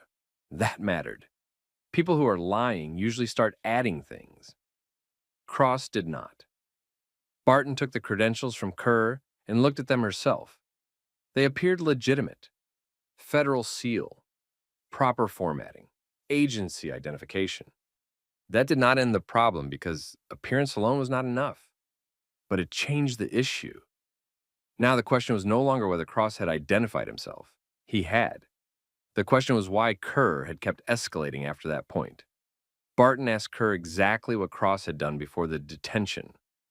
Kerr said dispatch reported an armed, suspicious man near the gate and that Cross matched the description. Barton asked whether Cross had threatened anyone. Kerr said no. She asked whether he had displayed the firearm. Kerr said no. She asked whether he had refused commands. Kerr tried to frame it as non-compliance, but the Bodycam was already telling a cleaner story than he was. Cross had identified himself, kept his hands visible, and asked for verification. That was not the same as resistance. This was where the stop started falling apart. A Transportation Security Administration duty manager came back over and asked whether the gate needed to be cleared. An airline supervisor wanted to know if the flight had to be delayed. Passengers were still filming from the seating area. A few had moved farther away, but most stayed because people always stay when something public and confusing is happening. Barton now had two problems at once. She had to contain the crowd, and she had to figure out whether her deputy had just exposed an undercover federal officer in front of a live departure. She ordered one deputy to move the bystanders back and told airport staff to pause boarding until she gave an answer. Then she got on the radio herself. That was the moment the verification fight really started. Airport Command did not have immediate confirmation. That was not unusual. These assignments are not broadcast openly to every local unit in a terminal. Barton then tried to reach the federal contact line through the airport law enforcement desk. That took time. More time than it should have. More time than Kerr's decision had left them. Cross was still in cuffs while all of this played out. He told Barton that every extra minute made the damage worse. He was right. His face was already known to the passengers around that gate. Anyone on that flight with bad intentions had now seen law enforcement publicly identify him as someone special enough to detain hard and argue over. Even if nobody around the gate understood exactly what he was, they knew he was not just a random traveler anymore. That alone was a security failure. Kerr still wanted to defend the stop. He told Barton he could not just trust a badge and a claim in an airport. That line sounds strong until you compare it to what actually happened. Nobody was asking him to trust blindly. Cross had asked him to verify. Barton was now doing exactly that. The issue was that Kerr had chosen force first and procedure second. And this is where some officers get themselves buried. They think if the first move was aggressive enough, they have to keep justifying it to avoid looking weak. That never works once supervisors and cameras catch up. Barton asked Kerr when he first saw the credentials. He hesitated. That told her enough before he even answered. He admitted he had found them during the search after putting Cross on the ground and cuffing him. Barton asked why he did not pause the detention right there and call for confirmation before continuing the public hold. Kerr said the credentials could have been fake. Barton asked what training factor, specific behavior, or visible inconsistency made him think they were fake. He did not have much. He went back to the dispatch call. Suspicious man, armed subject, airport setting. That was not a full answer. That was a loop. Cross cut in and made the point directly. He said the deputy had already made up his mind before the verification ever started. He was right again. Barton did not argue with him. She kept working the radio. Then Airport Command finally reached the right federal contact chain. Not directly, indirectly, through a secure routing process that should have happened earlier and privately, not in the middle of a packed gate area with a man in cuffs and half the terminal filming. The wait was brutal because nobody at the scene could speed it up. That is the ugly part of these moments. Once an officer creates the wrong kind of urgency, everyone else has to fix it using systems that do not move at panic speed. Passengers kept reacting in real time. One woman near the charging station said out loud that the man had told them he was law enforcement from the start. Another passenger said the deputy probably had to assume the worst. A third said this should never be happening in public if the man was federal. All of them were partly right. That is why the scene was so bad. Every side of it looked wrong at once. Kerr then made the mistake that really exposed what was driving him. He said within earshot of the crowd that people pretend to be agents all the time and that he was not going to get played in his own terminal. That line landed badly. First, it was not his terminal. He was support personnel in a shared airport environment with local, airport, federal, and aviation authority interests overlapping in the same space. Second, that statement made the stop sound personal. It did not sound like careful procedure. It sounded like pride. Cross answered in a flat voice. He said this was never about Kerr being careful. It was about Kerr refusing to slow down once federal credentials appeared. That was the mask-off moment. From there, the whole thing changed. Barton knew it. The Transportation Security Administration manager knew it. Even the other deputies knew it.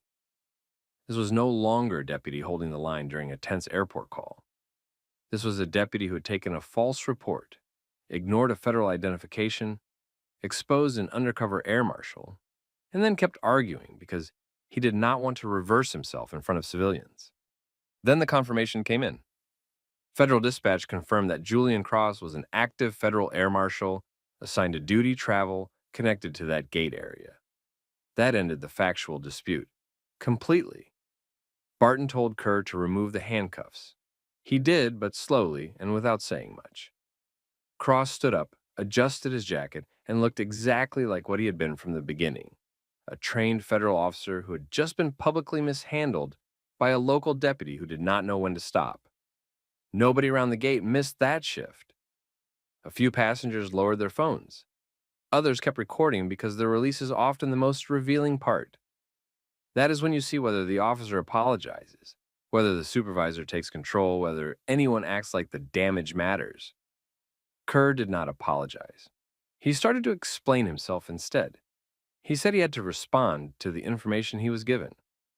Cross cut him off and said the response was not the issue. The failure was what happened after the identification. That was clean. Accurate, too. Barton told airport staff to keep the area clear and asked the Transportation Security Administration manager to coordinate with the airline on what came next for the flight. Cross then made the point nobody wanted to hear. His cover was gone. Everybody near that gate had seen his face. Any assignment tied to that boarding area was compromised. That was the line that turned the stop into an operational failure, not just a legal one. And standing there on the airport floor, with passengers still whispering and cameras still up, Kerr finally understood that this was not ending with a simple release and a note in a report. It was about to get much bigger than him. Once the cuffs came off, the scene did not calm down. It just changed shape. Julian Cross was no longer being treated as a suspect. Now he was the federal officer who had just been exposed in front of a terminal full of travelers because a county deputy refused to verify first. That is a very different kind of problem, and everyone around that gate knew it. Sergeant Leah Barton tried to lock the scene down fast. She told the other deputies to stop talking to passengers, stop speculating, and stop making the situation worse. She directed airport staff to keep boarding paused. She asked the airline supervisor for a list of gate personnel who had been present. She wanted names, positions, and a timeline. She was already thinking ahead because once federal supervisors got there, every minute of this would matter. Cross did not raise his voice. He did not grandstand. He stayed direct. He told Barton the assignment was compromised. He said that was not a guess. It was a fact. His face had been recorded from multiple angles. Travelers near the gate had seen him handcuffed, searched, and then released after a federal confirmation call. Even if nobody around that gate knew exactly what his role was, they knew he was not an ordinary passenger. That was enough to destroy the purpose of an undercover aviation assignment. Deputy Mason Kerr still tried to justify himself. He said he had responded to an armed person report in an airport and followed the threat as he saw it. That was the line he kept going back to because it was the only part of his conduct that sounded defensible. The problem was that nobody serious was focusing on the first 30 seconds anymore. The issue was the next several minutes. That was where he lost control of the law, the protocol, and the common sense of the encounter. Cross answered him in a way that ended the debate. He said the problem was never the initial contact. The problem was that Kerr ignored federal identification, escalated in public, and kept going after the facts had changed. That was the line that people would later repeat, because it was clean and it was true. Then the federal side arrived. A supervisory federal air marshal, Nathan Velez, came onto the terminal floor with airport command personnel after being briefed through dispatch. He did not need a long explanation. He took one look at Cross, one look at the gate area, and one look at the county deputies standing there, and he understood what had happened. He asked Barton one question first. Had the air marshal's identity been publicly exposed before federal confirmation was complete? Barton answered yes. That answer carried weight. There was no soft way to put it, no procedural language to hide behind. A local deputy had publicly detained an undercover federal air marshal in a live terminal based on a false report and had kept doing it after receiving credentials. Velez then asked Cross whether he could still board. Cross said no. That was the operational end of it. The flight was no longer his mission. The moment was. Airport staff had to sort out the immediate mess. The airline needed to know whether the delay would continue. The Transportation Security Administration duty manager had to document the terminal disruption. Airport command had to preserve radio logs, camera timestamps, and scene notes. Barton had to separate her deputy from the floor before he said anything else that made the department look worse. Kerr had gone from scene lead to liability in less than an hour. And this is where bad stops become career damage. Not at the moment of shouting, not at the moment of handcuffing, at the moment when every other professional in the room sees the same facts and understands that one officer kept pushing because he did not want to admit he was wrong. Kerr was pulled aside for an immediate debrief. He gave the same explanation again. Dispatch advised an armed, suspicious man. He responded with force. The credentials were not verified. He believed he had to maintain control. That explanation did not hold up under basic review. Barton asked whether Cross had threatened anyone. No. Whether he had displayed the firearm. No. Whether he had resisted commands after the stop began. No. Whether he had repeatedly requested verification through proper channels. Yes. Every answer made Kerr look worse. Cross gave his statement next. It was short, tight, professional. He explained where he had been positioned, how the initial commands were given, when he identified himself, when credentials were found, and how long the public detention continued after that point. He did not dramatize anything. He did not need to. A precise federal statement usually hits harder than an emotional one, because it gives everyone less room to argue. By then, the bystander videos were already moving. People from the gate had uploaded clips before the terminal was even fully cleared. The Bodycam footage was not public yet, but the passenger recordings were enough to light the fire. The first posts framed it as airport police arresting a federal officer. Others framed it as a deputy humiliating an undercover air marshal. Some people defended Kerr at first because airports are high-risk environments, and no one wants officers ignoring gun calls. That defense weakened once more. Details came out. The public could accept caution. What they had trouble accepting was refusal to verify after valid credentials appeared.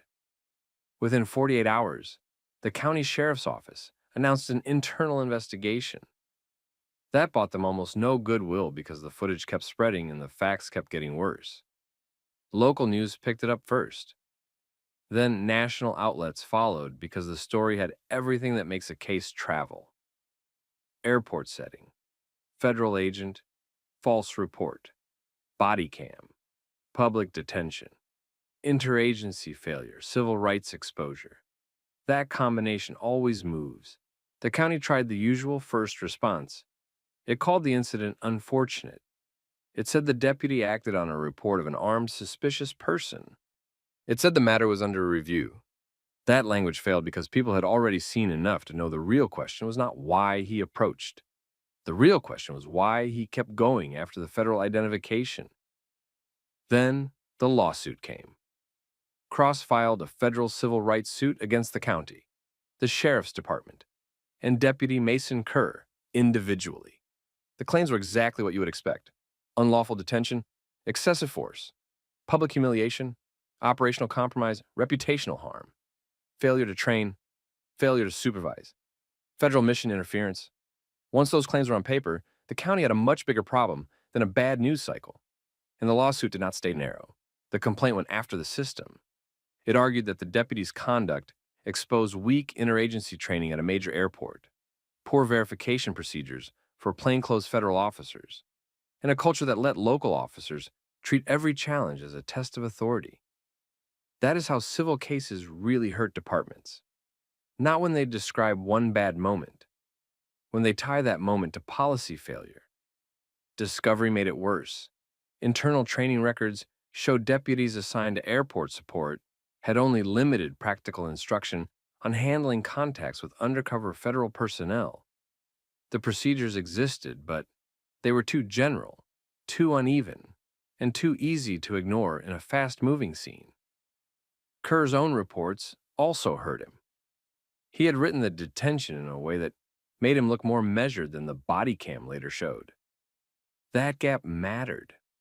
Once a report starts drifting away from the video, credibility drops hard. Cross's legal team also used the strongest part of the case: the timeline. Initial contact, federal identification, credentials found, public detention continues, supervisor arrives, verification delayed, federal confirmation received, cuffs removed, cover destroyed. That sequence was clear. It was ugly. It was enough. The county settled before trial. The number was high enough to hurt, high enough that local officials could not brush it off as the cost of doing business. The settlement did not just cover the detention itself. It reflected the public exposure, the ruined assignment, the federal-local breakdown, and the policy failures that let the stop get that far. Kerr did not survive it professionally. He was suspended first, then terminated. State certification review followed. That review focused on judgment, report accuracy, escalation after identification, and failure to follow airport response protocol. The department tried to distance itself from him, but that only went so far. When a deputy creates this kind of failure in a major terminal, command owns part of it too. They put him there. They trained him, or failed to. Changes came after that. The airport adopted new joint contact rules for local officers, airport police, and federal aviation personnel. The 2026 update required immediate supervisor involvement the moment a plainclothes subject credibly identified as federal law enforcement in a secured aviation environment. It also required a verification hold model, meaning officers had to shift from public domination tactics to controlled confirmation steps unless there was an actual active threat in front of them. That distinction mattered. Armed presence alone was no longer enough to justify blowing through identification in a terminal. Departments also added scenario-based training on friendly force risk, undercover exposure, and interagency contact inside airports. That training came too late for Kerr, but that is how reform usually works. Somebody gets humiliated, somebody sues, taxpayers pay, and only then do agencies decide they should have trained better from the start. As for Cross, he did what trained federal officers usually do after a scene like that. He documented everything, stayed disciplined, and moved forward. The detention did not define him. The deputy's bad call did. That is an important difference. And that is the lesson in this case. An officer can respond fast and still think clearly. An officer can take a gun call seriously and still verify before turning a terminal into a spectacle. What destroys cases like this is not caution. It is ego. It is the refusal to stop once new facts show up. It is the need to win the scene instead of handle it. So, what do you think? Was Deputy Mason Kerr being careful? Or did he turn a false report into a public abuse of authority the second he ignored federal credentials? Have you ever seen a situation where someone in uniform kept pushing just because they did not want to admit they were wrong? Put your thoughts in the comments. Share the story with someone who needs to see how fast bad judgment can become a lawsuit. And subscribe for more stories like this. All right, both of you. Who are you and why are you carrying guns in this diner? We're federal law enforcement. The U.S. Marshals. That's what you say. That's what dispatch can verify. Stand up. No need for that. Look at the badges Keep first. that where it is. You asked who we are, I'm answering you. I'm not taking your word for anything. Stop talking and check Don't it. tell me how to do my I'm job. telling you the quickest way to fix it. This patrolman thought he was the top authority in that diner. He wasn't. He had just walked up to two black federal marshals, refused to verify who they were, and pushed himself into the kind of mistake that ends careers. The Bodycam caught the whole thing. Not just the approach, the exact point where he was given an easy way out and chose ego instead. Tell me where you're watching from. City, state, or country. And if you follow stories about police overreach, Bodycam footage, and real accountability, like the video and subscribe. The two men at the booth were Deputy U.S. Marshals Adrian Cross and Everett Lane. They were on duty, plainclothes, armed legally. They had been working a federal assignment connected to a fugitive lead in the area. They stopped at a diner near the highway for lunch and a quick case review before heading back out. They weren't drawing attention to themselves. They were eating, checking information on a phone, and keeping their conversation low. No argument, no disturbance, no behavior that would normally justify a scene. Then somebody inside the diner made a complaint about two suspicious men. That was enough for Officer Dylan Pritchard to come in. The complaint gave him a reason to ask questions. It did not give him a reason to act like he'd already found a threat. That's where he went wrong. The body cam showed him moving straight to the booth and taking over the space immediately. He didn't hang back and assess. He didn't start with a simple question. He went right into demands. Who were they? Why were they there? Why were they carrying firearms? Why hadn't they identified themselves? Cross answered him directly. He said they were federal law enforcement. He said they were working. He said they had credentials ready for inspection. That should have solved it. Any officer doing his job properly would have looked at the credentials, confirmed them, and ended the contact. Instead, Pritchard acted like the explanation annoyed him. He kept pressing. Lane repeated that they were deputy marshals and could be verified. Pritchard still didn't slow down. Cross then presented his credentials. Pritchard refused to check them. That was the real break in the incident. Up to that point, he could still claim he was sorting out a suspicious person call. Once he refused verification, that excuse started falling apart. He was no longer trying to learn what was going on. He was trying to stay in control of the scene he had already built in his head. People around them noticed it. A waitress near the counter stopped moving for a second. A few customers turned to watch. Someone near the register lifted a phone and started recording. Cross gave Pritchard another chance to fix it. He repeated that they were deputy marshals. He told him dispatch could confirm it. He kept it simple. No attitude, no show. Pritchard answered by escalating. He ordered both men to stand up. He told them they were being removed from the diner. He made it clear he was ready to force the issue. Then he called for backup. That made the situation much worse for him. Now there would be more officers, more cameras, and more reports. He had taken a routine verification and turned it into a public confrontation with federal agents. Lane understood that right away. He stayed careful and watched Pritchard closely. Cross stood up with his credentials still in hand, because it was obvious this patrolman was close to making a physical move. The diner manager, Naomi Park, stepped in once it was clear the whole room was watching. She wanted to know what was happening in her business. Pritchard gave her a vague answer and tried to make it sound like he was handling a serious problem. Cross corrected that. He told her they were federal law enforcement and that the officer had refused to inspect their credentials. That changed the room. At that point, even people who didn't know the law could see the problem. Two men had identified themselves. Credentials were available. The officer still hadn't looked. Pritchard had chances to stop. He passed on every one of them. He kept directing Cross and Lane toward the exit.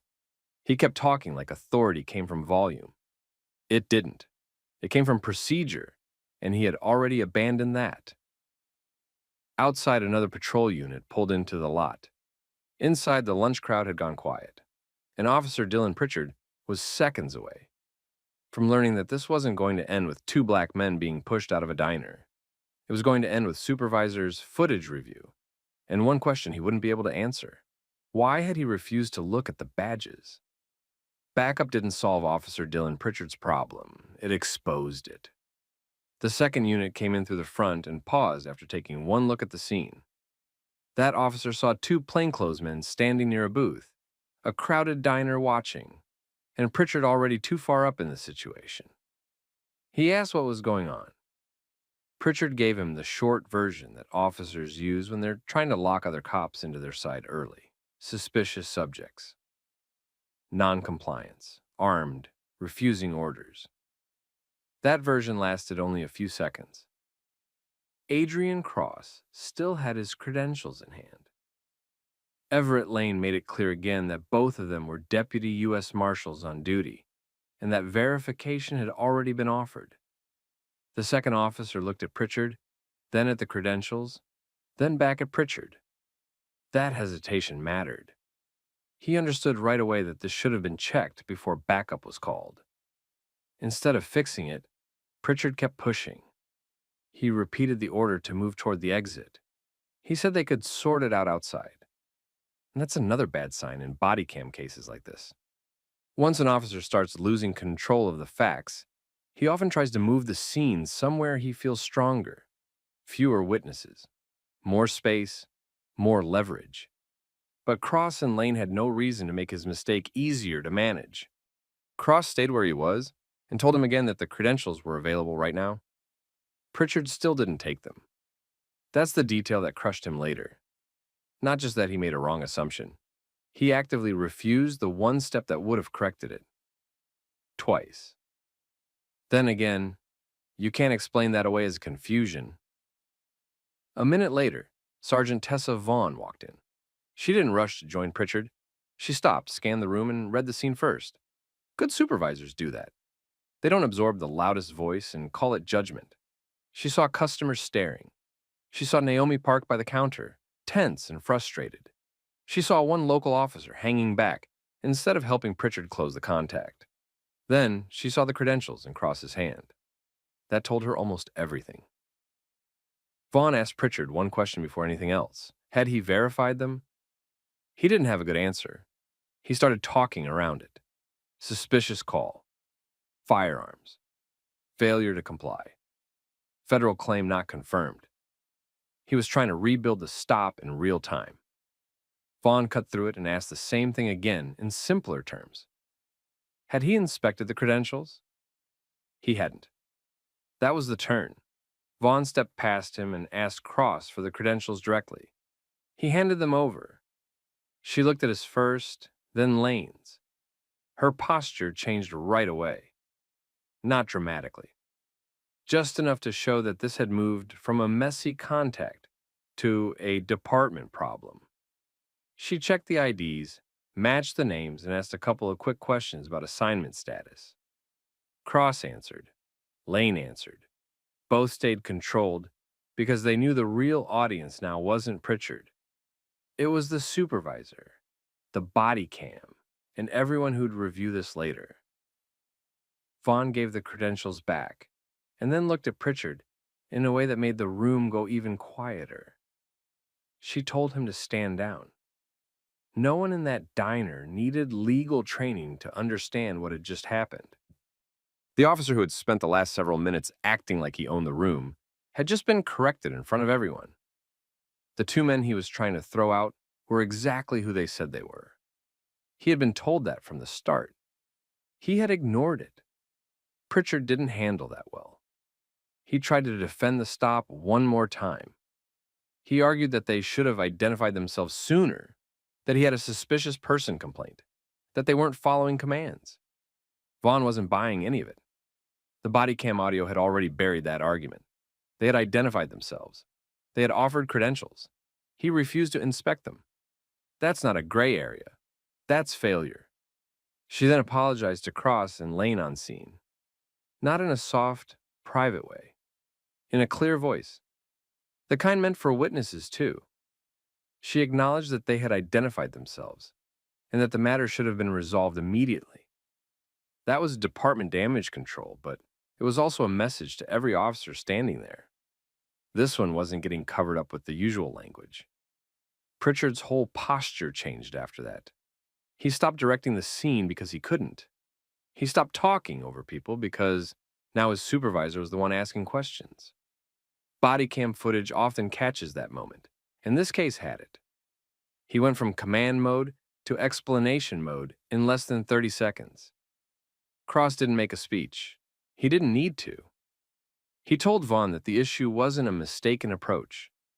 The issue was that her officer had refused lawful verification and threatened force anyway. That was the point. A bad stop can start with a wrong assumption. It becomes something else when the officer keeps escalating after the facts are right in front of him. Lane added one thing that also mattered. He made clear that they were on an active federal assignment and that delaying or interfering with them wasn't just embarrassing. It had operational consequences. That's where the local officers standing nearby started to understand how serious this had become. This wasn't a diner argument. This was a local patrolman obstructing federal agents while they were working. Naomi Park spoke up after Vaughn settled the scene. She confirmed what customers had already seen. The marshals hadn't caused trouble. Pritchard had come in aggressive and refused to listen. That statement helped because it came from someone with no stake in the law enforcement side. Just a business owner who wanted the truth straight. Vaughn asked Cross and Lane if they needed medical attention or wanted additional units contacted. They said no. They wanted names, badge numbers, and confirmation that the incident would be documented properly. That's how experienced officers handle a situation like this. They don't chase theater. They lock in the record. Pritchard had nothing useful left to say by then. Vaughn pulled him aside near the entrance, but not far enough to hide what was happening. The body cam still captured pieces of it. Her tone was controlled and flat. That usually means the supervisor is angrier than the yelling type. She asked why he had refused to inspect federal credentials. He tried to justify it again by going back to the original complaint. She shut that down. The complaint was the reason to check, not the reason to ignore the check. That was the moment his career started collapsing in public. Not when the complaint came in. Not when he approached the booth. When his own sergeant had to explain basic procedure to him in front of witnesses because he'd let pride run the stop. Cross and Lane got their information, finished with Vaughn, and walked out of the diner under their own authority, not under Pritchard's orders. Big difference. The room stayed quiet while they left. People knew they had just watched something serious. Phones were still out. Some of those clips would be online before the end of the day. Pritchard stayed behind with Vaughn. He had come in expecting to remove 2 black men from a diner. Instead, he had handed his supervisor a body cam file, civilian witnesses, a federal complaint risk, and a scene no department could explain away with a bland statement. And that was only the start. By that afternoon, the diner footage and the body cam clips were already moving. First through local group chats, then law enforcement circles, then local media pages that knew exactly what kind of video gets attention fast. A patrol officer tried to throw 2 black deputy U.S. marshals out of a diner, refused to check credentials, called backup, and got corrected by his own sergeant in front of witnesses. That story was always going to travel. The department felt pressure almost immediately. At first, the usual language showed up: review underway, administrative inquiry, facts being gathered. That kind of wording buys time when the department hopes a story will cool off. This one didn't cool off. It got worse. Once supervisors pulled the full body cam, Officer Dylan Pritchard lost the little cover he still had. The footage showed that Adrian Cross had identified himself early. Everett Lane had backed that up. Credentials had been offered. Pritchard ignored them. Then he threatened removal anyway. Then he called backup. That sequence mattered a lot. If he had checked and been confused, he might have argued bad judgment. If he had paused and corrected himself, maybe he survives with discipline. But he didn't do either. He was wrong. And then he committed to being wrong. That's what killed him. The federal side didn't leave it alone either. Cross and Lane filed the contact up their chain the same day. Clean report, straight facts. They noted the refusal to verify, the threatened use of force, the interruption to an active assignment, and the presence of multiple witnesses. Once that landed in the right inboxes, this stopped being a local embarrassment. Now there was a federal paper trail attached to it. That changed the department's tone fast. By the next morning, Pritchard was off the street and under emergency administrative suspension. Not a quiet desk move, not a scheduling adjustment. A suspension that told everyone inside the department this case had become radioactive. Then his history started coming back up. Internal reviewers pulled prior complaints and found a pattern that should have been dealt with earlier. Aggressive stops, escalation during routine contacts, citizen complaints that described him as disrespectful and quick to turn minor situations into authority contests. A couple had gone nowhere. One had ended with insufficient evidence. Another had been treated as a communication issue instead of a conduct issue. That's how these officers stay on the job longer than they should. Not because nobody sees the problem, because every single incident gets treated like a separate misunderstanding until one of them becomes too public to ignore. Pritchard's supervisors now had a bigger problem than one bad diner incident. They had to answer why an officer with that kind of pattern was still in position to make a scene with federal agents in the first place. Local reporters picked up that angle quickly. Civil rights groups did too. They weren't just asking what happened in the diner. They were asking how many warning signs the department had stepped over before it got to this point. The legal side looked bad too. A local patrol officer does not get to interfere with federal agents just because he doesn't like the way a situation looks. Once valid credentials are offered, the duty is simple. Verify. Slow down. Use procedure. Pritchard did the opposite. He refused verification and moved toward force. That opened the door to claims well beyond poor communication. Qualified immunity also looked weaker here than departments like to pretend. That's because the facts were basic. This wasn't a split-second use of force case with a dozen moving parts. It was a simple verification failure caught on camera. He had multiple chances to do the right thing. He chose not to. That's much harder to defend. The department finally released a formal statement late the next day. It confirmed that Officer Dylan Pritchard had been suspended immediately pending termination proceedings. It acknowledged that the contact involved federally commissioned law enforcement officers. It also stated that the officer had failed to follow department procedure related to verification, de-escalation, and supervisory notification. That wording was careful, but the message was obvious. They were cutting him loose. Cross and Lane didn't celebrate publicly.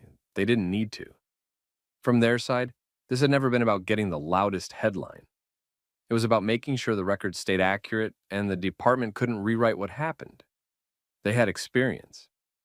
They knew how fast a clean incident can get distorted if the paperwork isn't nailed down early. Sergeant Tessa Vaughn also came under review, but for a different reason. Not because she caused the problem. Because command staff wanted to know whether warning signs about Pritchard had been raised before and ignored higher up. Once departments get embarrassed in public, everybody suddenly wants a timeline. The union tried to slow the fall. That's normal.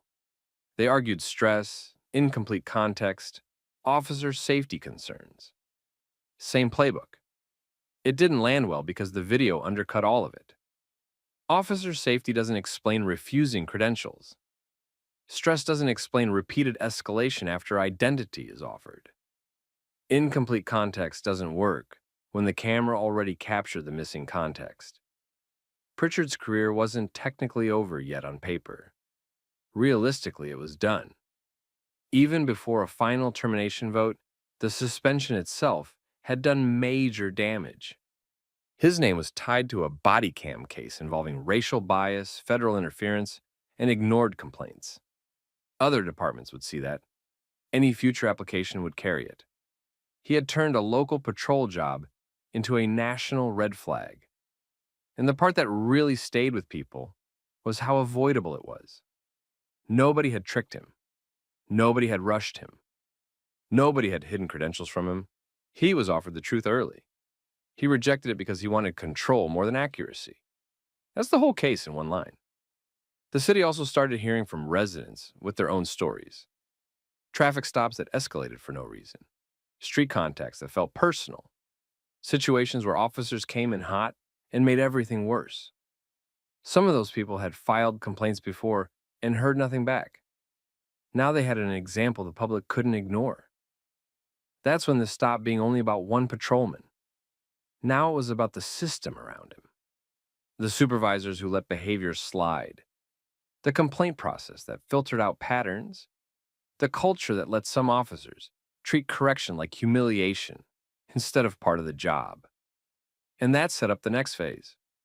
Because once the footage was out and the suspension was public, the bigger question wasn't whether Dylan Pritchard would survive the scandal.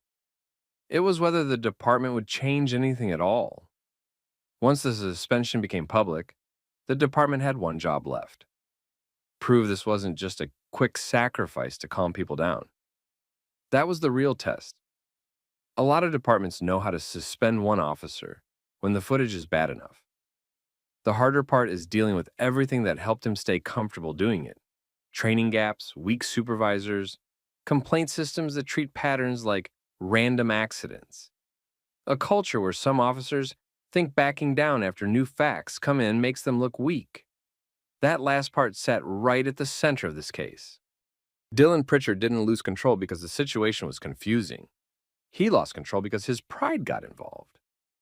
The second Adrian Cross and Everett Lane told him they were federal law enforcement and offered credentials, he had a clean way to reset. He didn't take it. He treated correction like disrespect. That's the kind of mindset that turns a basic contact into a public abuse of authority.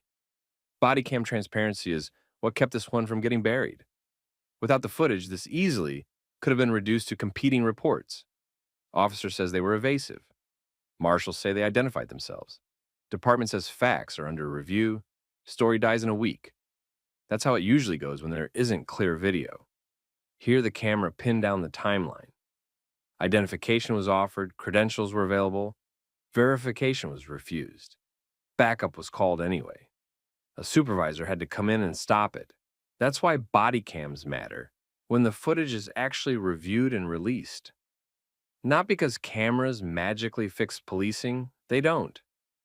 They matter because they cut down the room for fiction. The police board meetings after that drew more attention than usual. Residents showed up with the diner incident on their minds, but they didn't stop there. They asked how many earlier complaints against Pritchard had been screened out, downgraded, or dismissed. They asked what supervisors were required to do when an officer kept escalating minor contacts. They asked whether the department had any written rule requiring credential verification before a local officer detained or threatened force against someone claiming federal status. Those are the right questions. Specific questions.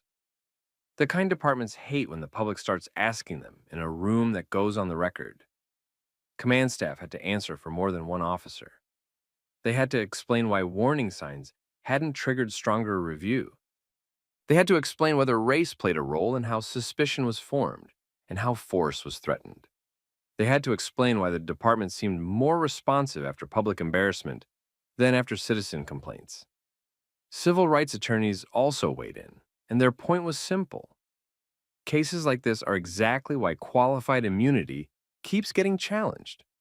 The doctrine is often used to shield officers unless a prior case matches the facts closely enough.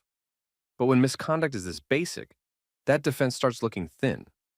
Refusing to inspect credentials and escalating anyway is not some impossible judgment call. It is a clear failure of duty. That's what makes the legal exposure real. The department eventually announced several changes.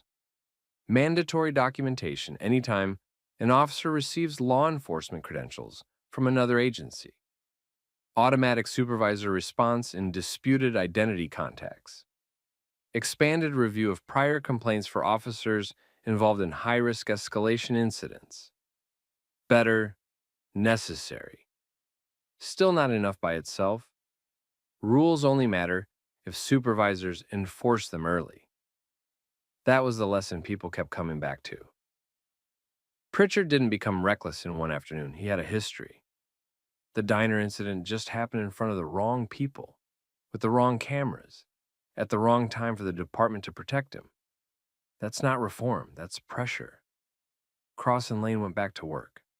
That's another part worth noticing. They didn't become symbols by choice. They were doing their jobs, stopped for lunch, and got dragged into a power display by a patrolman who thought authority came from acting bigger than everyone else in the room. They handled it the right way. They stayed controlled. They kept the record clean.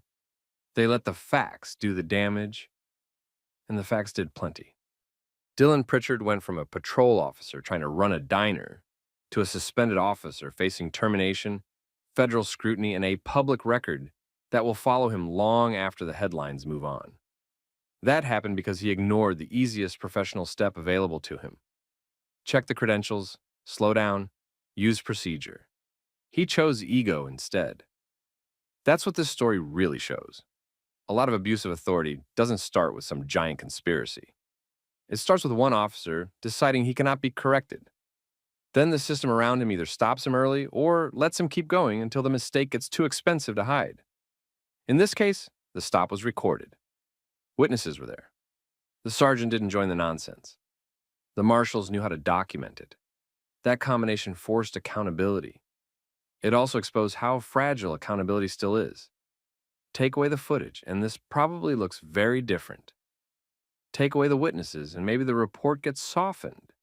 Take away the federal connection and maybe the discipline gets lighter.